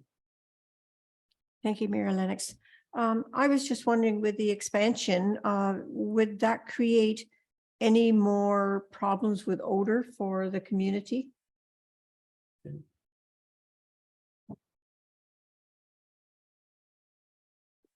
You might have to use Sherry's mic, Oh, Darren. sorry, I still- Farhad's been up there for quite a while. Through you, Mayor Lennox, the facility is the compost packaging plant. From what I understand, the odor is mostly from the outdoor storage. So the packaging is a new facility, more modern and slightly farther away from town. So we didn't ask those questions during our process, but I would suspect it will not change the odor for the worse or the better. Okay, and thank you. Just had one more question. I don't know whether you would know, but I was just curious. Do we have any idea how many more employee positions it might create? You, Mayor Lennox, Go ahead. that was not part of their application. I don't have that information. I can offer that I, from my discussions with them, this is an effort to modernize their facilities and consolidate a bunch of buildings into one, streamline their packaging line and make it more efficient so they can actually produce more material in packaged form. So I don't think there was an anticipation of more jobs being created so much as an ability to move more material from the outdoor storage, as was suggested, through the packaging line more efficiently. Any other questions or comments on that one? All those in favor? That's carried. Thank you. We'll move on to 2C. This with regard to the Cork Street subdivision. A recommendation here that the Council of the Corporation of the Township of Wellington North receive the planning report prepared by Curtis Marshall, Manager of Development Planning, dated March 9th, 2023, regarding proposed draft plan of subdivision 23T-20203, Cork Street, Mount Forest. Recommendation report for John Welton Custom Home Building Limited. That's the first recommendation. So first, could I get a mover and a seconder for the first recommendation? Councillor Burke, seconded by Councillor Hearn. I know Curtis, you wanted to speak to this. Is this the right recommendation to speak to? Both that, if you would go ahead, that'd be great. If you come up, and Councillor Burke is willingly sharing her mic with you. Thank you.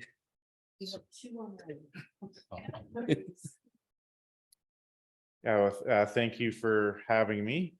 So I just can provide you a very brief update on the review of the Sunvale Welton draft plan of subdivision and the related zoning bylaw amendment.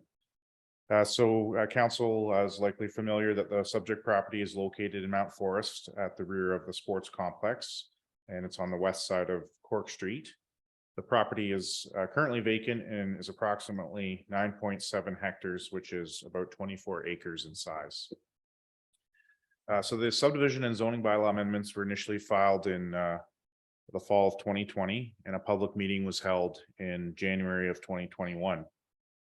So there's been some minor revisions to the plan as a result of staff and agency review. So the final draft plan of subdivision that's here before us tonight includes a mix of housing types. So it includes 63 single detached lots, 30 semi-detached units, 36 street townhouses, and a cluster townhouse block. And that's a total of 141 residential units in the draft plan. There will also be an open space block and a walkway block, which will provide access directly from the subdivision to the sportsplex. And both of these blocks will be dedicated to the township. So township staff, the township engineer, and the commenting agencies, and I should note include the SVCA, have completed the review of the application and the related studies and have provided draft plan conditions. Planning staff have consolidated the draft plan conditions, and a near final set has been included in the planning report tonight. Planning staff have also prepared a draft zoning bylaw amendment to implement the plan of subdivision. There's also several site-specific amendments that have also been included in the bylaw, and the bylaw is listed here for council's consideration tonight as well. So in terms of a planning recommendation to council, after completing our review, planning staff are of the opinion that the proposed draft plan of subdivision and related zoning bylaw amendment, they are both appropriate and that they are consistent with provincial, county, and the township planning policies. So in terms of next steps, if council is in support of the draft plan of subdivision, a resolution of support should be provided to the county of Wellington. And I note the final approval of the subdivision rests with the county. And finally, as I mentioned, a draft zoning bylaw amendment has been attached to the report, and that's here for council's consideration as well. So just to wrap things up, I believe that the owner applicant, John Welton, was listening in or is listening in, and the applicant's planner, Ron Davidson. And I just note that all three of us are here. If you have any questions, we do our best to answer them. I think Ron is gone, but John has been moved into the meeting. So, Okay, thank you. Curtis, before you leave the podium, Smart questions. I think you had mentioned to me that the proponent was wanting to request something different than what's in the zoning bylaw, proposed zoning bylaw, or speak to it at least. John's here. My understanding, I believe, is now there weren't any further concerns. Okay. And that they were here to answer any questions, but if there's anything different, John's here. Okay, thank you for that. John, I see your face on the screen. Welcome to our meeting, and thank you for persevering through a long meeting this evening. Did you have anything you wanted to add at this point, or you're just here to answer our questions if we have them? You're muted, by the way. Did. Oh, thank you. I needed to be unmuted. Yes, there was a little bit of a misunderstanding on the zoning, which I was able to catch up on. And so we're very happy with the recommendations we've received from staff. We were asking for a little bit more of a front yard setback, and we're only a half a meter apart. And what staff is bringing forward is a great plan for all of us. And so we're quite content. Not sure if there's any questions I can answer. Well, I'll put it to council, but I just wanted to check in with you before we went there. Thank you for being here and like I say, being patient with us. So with that, I'll throw the floor open to council for any discussion, questions, comments. Councillor Burke. Thank you. No, it's all good. So my question is on page 11. It says planning staff are not fully supported of the requested reductions in the rear yard and the front yard setbacks. So have we come to some sort of resolution? I'm just looking for clarification on that statement.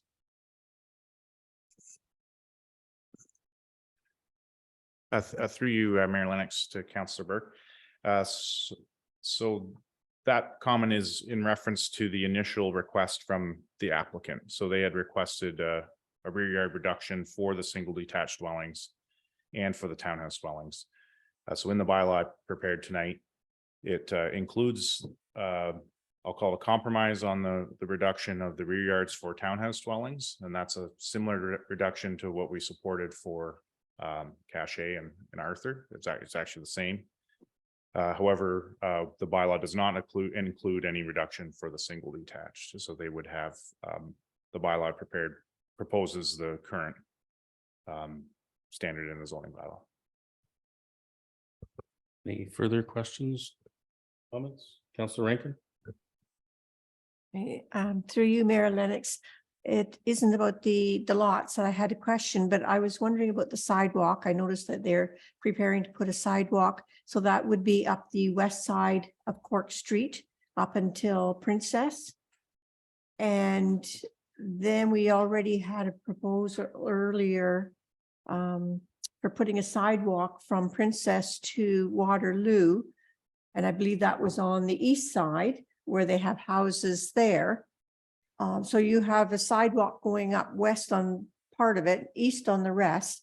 And the school board had wanted to have a crossing guard at Cork and Queen Street, which would make sense. I'm just wondering about another one at Princess and Cork, because you're going to have the children going up the sidewalk and then they have to cross sort of diagonally over to the other sidewalk. I can speak to the crossing guard. To have a crossing guard at 89. If they cross there, there's no sidewalk across the other side of the street until they get up the turn past the condos. So there's no sidewalk there. So they would be better to, when they get to Highway 89, turn right and walk up by where Wellington Power is, because we have a crossing guard there. And plus, if they go the other way, right across at 89, when they get there, they've got to go up. There's no sidewalks anyway after they get to, which street is it, to go left toward the school. So they're better to go up to Wellington North Power Corner and cross and go across Normanby, because there's a sidewalk there. I thought in the proposal, they did have a crossing guard they were going to put one at Queen and Cork. But if we had them cross at 89 and Cork Street, is that Cork Street? Yeah, they're gonna cross there, and where the condos are, that street goes wonky like that. There's no sidewalk there for them to walk on. That's right. Well, then they would have to, if they made a right on Princess, because there is a sidewalk now on Princess Street. So instead of going right up to Queen Street, they went up Cork Street to Princess and then just sort of crossed over and kept on the sidewalk and then go back and then go a couple of blocks up to the North Power.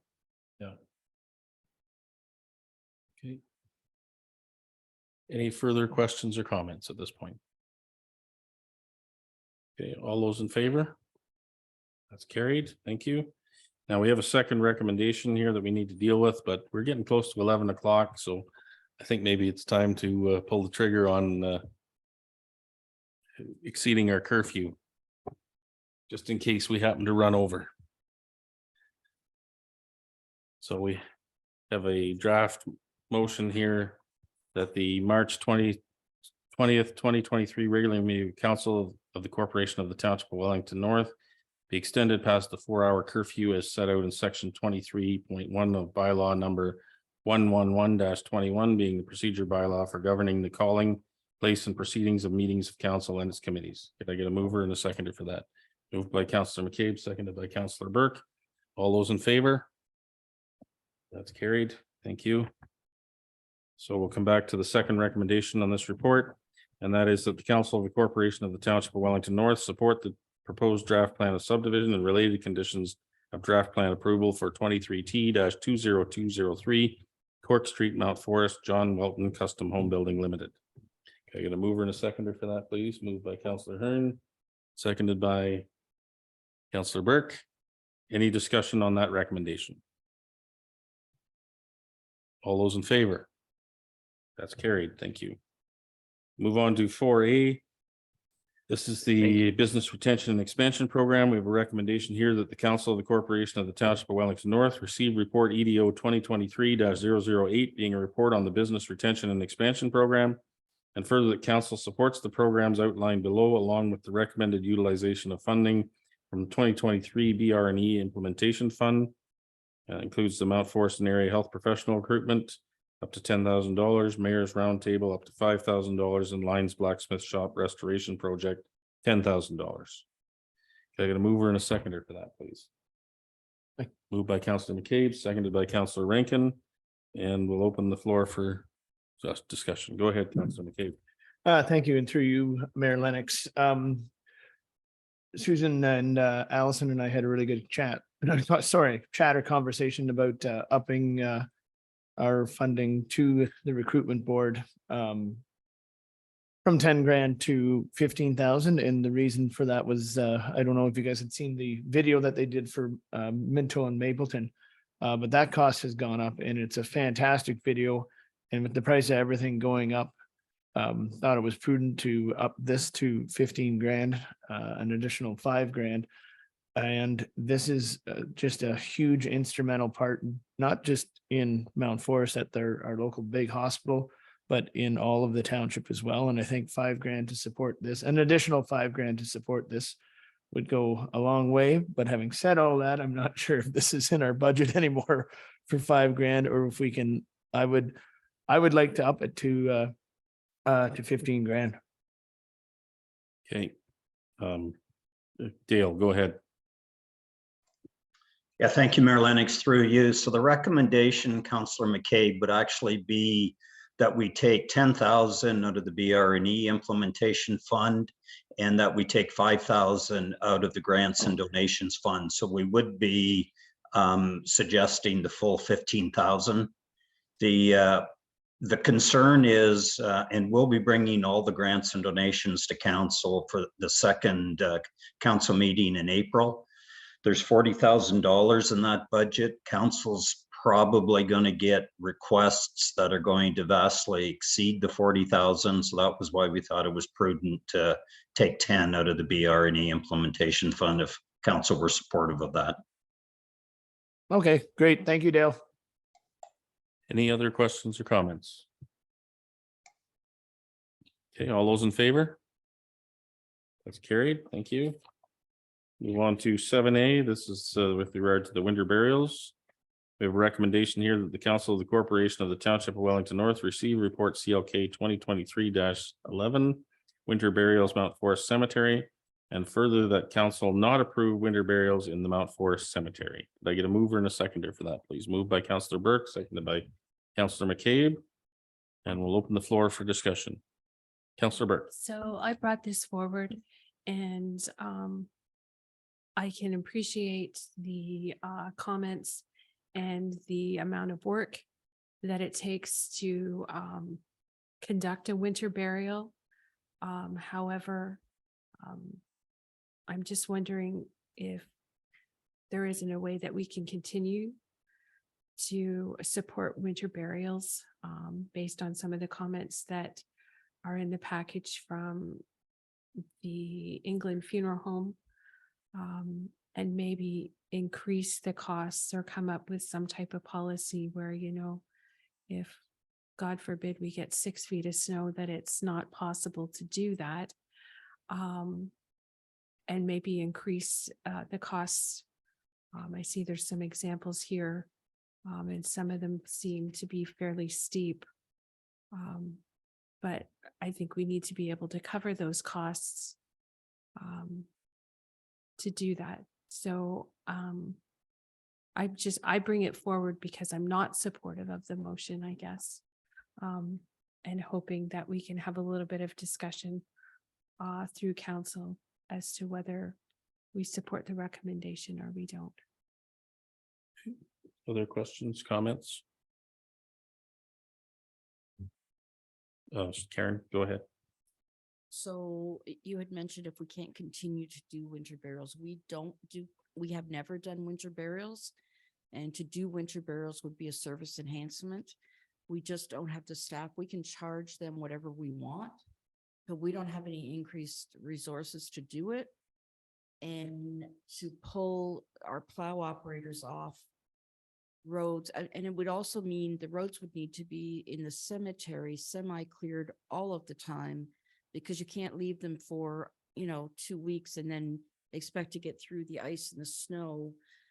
So you've got increased resources needed to do that. And I think you'll look at one of these situations, particularly in the winter.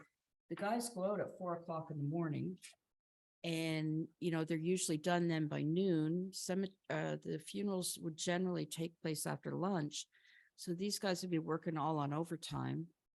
And there's also the situation where someone calls and plans a funeral on a Monday, and we say, sure, the weather looks good, we'll do it Wednesday, and we get everything ready, and then there's a big dump of snow, and then we're having to call and say, sorry, you can't come now.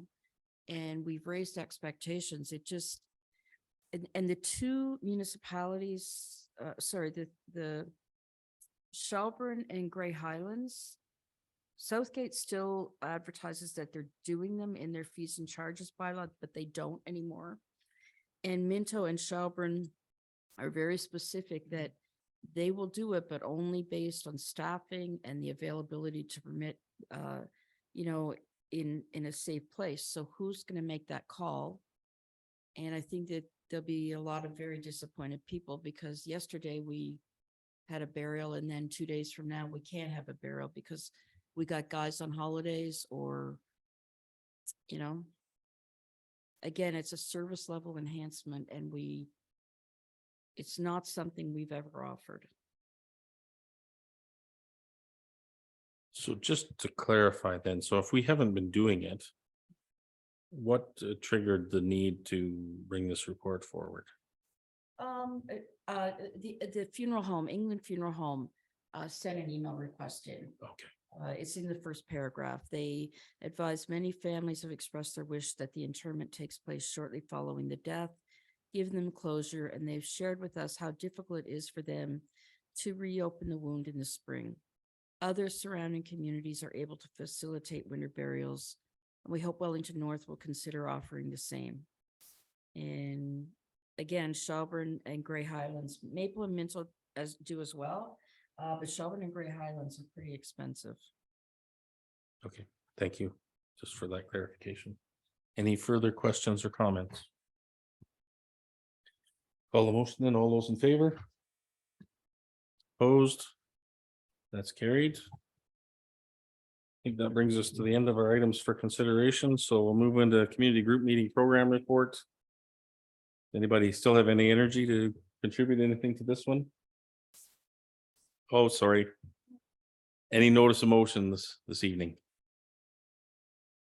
Okay. Community group meeting program report. Anybody have anything they'd like to report on? Councillor McCabe. Just had an SVCA meeting last week. then had the next day had my second Roma meeting. So look for more information from Roma coming forward in the next little while. Any other reports? Councillor Rankin? Thank you. It's for the cultural roundtable.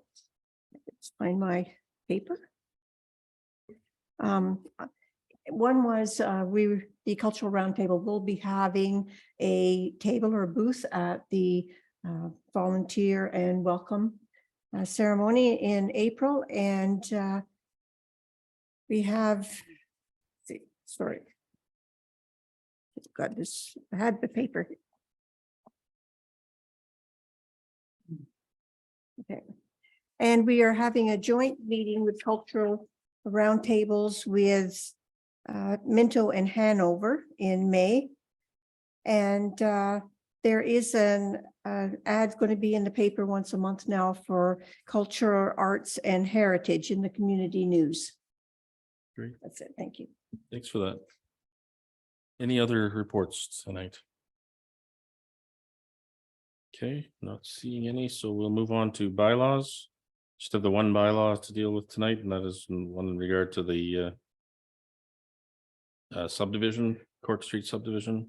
The recommendation is that bylaw number 21-23 be read a first, second, and third time and enacted. Can I get a mover and a seconder for that, please? Moved by Councillor Hearn, seconded by Councillor Rankin. Any discussion on that? All those in favor? That's carried. Thank you. We're on to our cultural moment. Thank you, Councillor Rankin, for again volunteering to share that with us. This is the cultural moment for March the 20th. It celebrates Helen Reynolds. On her shoulders is an exhibit on display at the Mount Forest Museum and Archives that showcases some of the unique women in the history of Mount Forest. Today's cultural moment celebrates Helen Reynolds, 1860 to 1947. Helen Reynolds was born in Mount Forest in 1860. Her father, John, was an Irish farmer and carpenter, and her mother, Margaret, came from Quebec. On the family farm and throughout her early schooling at Mount Forest High School and Mount Forest Model School, Helen demonstrated a passion for natural sciences.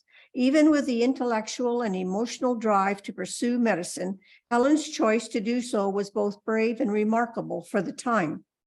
Although Queen's University in Kingston accepted 6 women to medical school in 1881, including Helen Reynolds, they were met with considerable hostility. By 1882, the faculty had created an impossible situation for the female students. Being separated for anatomy dissection was somewhat acceptable, but not when the women were constantly insulted and excluded from all obstetrical lectures to avoid their own embarrassment. The professors lodged a formal complaint to the university that women restricted academic freedom because lectures had to be garbled to suit their refined sensibilities. The college caved and all female students were expelled in 1883. The Queen's Faculty of Medicine would not reinstate female medical students until 1943. Fortunately for Helen Reynolds, a sympathetic group in Kingston took them in after founding the Women's Medical College. Helen graduated in 1885 with the highest marks of all women and men. Helen opened up her first practice in Toronto. It was a hard living, especially at night when Helen carried a length of chain for self-defense. Dr. Reynolds also had to open a boarding house to supplement her earnings. When she contracted pneumonia in 1889, Helen came home to Mount Forest to convalesce and joined the office of her younger brother, Dr. Albert Reynolds, on Main Street. She specialized in the diseases of women and children, as men would seldom trust her knowledge. After marrying Thomas Ryan in 1890, the couple moved to Sudbury, where Helen opened a practice in her home, reaching patients by canoe, rail handcar, and on foot.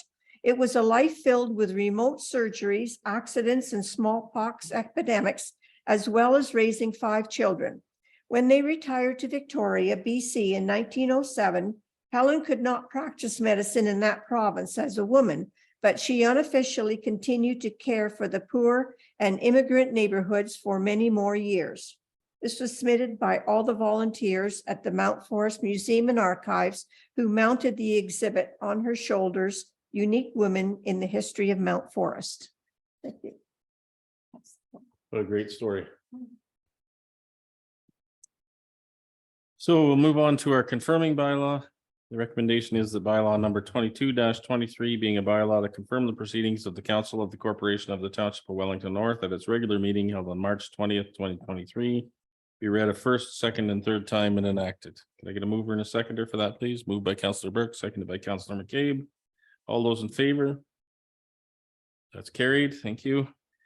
And just before, there's a couple of items there on the meetings, notices, announcements. I'm not going to go through them, but I will comment that the second council meeting of April, I will not be here as I will be attending the Good Roads Convention, and Councillor Burke has already been informed that she will have to take over chair duties for that. So I just meant the volunteer celebration and newcomer welcome on Thursday, April 20th. If you're not registered and you're going, you should get registered. It's free, but we need to know numbers. We're close to 100 tickets sold already. it's great. So we'll move on to adjourn. Oh, Brooke. Through you, Mayor Lennox, I just wanted to express our congratulations and thanks to our treasurer Farhad Hussein, who his last day with the township will actually be tomorrow. So we're sad to see him go, but very grateful for all the work he's done here at the township, especially on the budget. So thanks again, Farhad. Yes, thank you, Farhad. It's been a challenging evening. I didn't mean to gloss over that.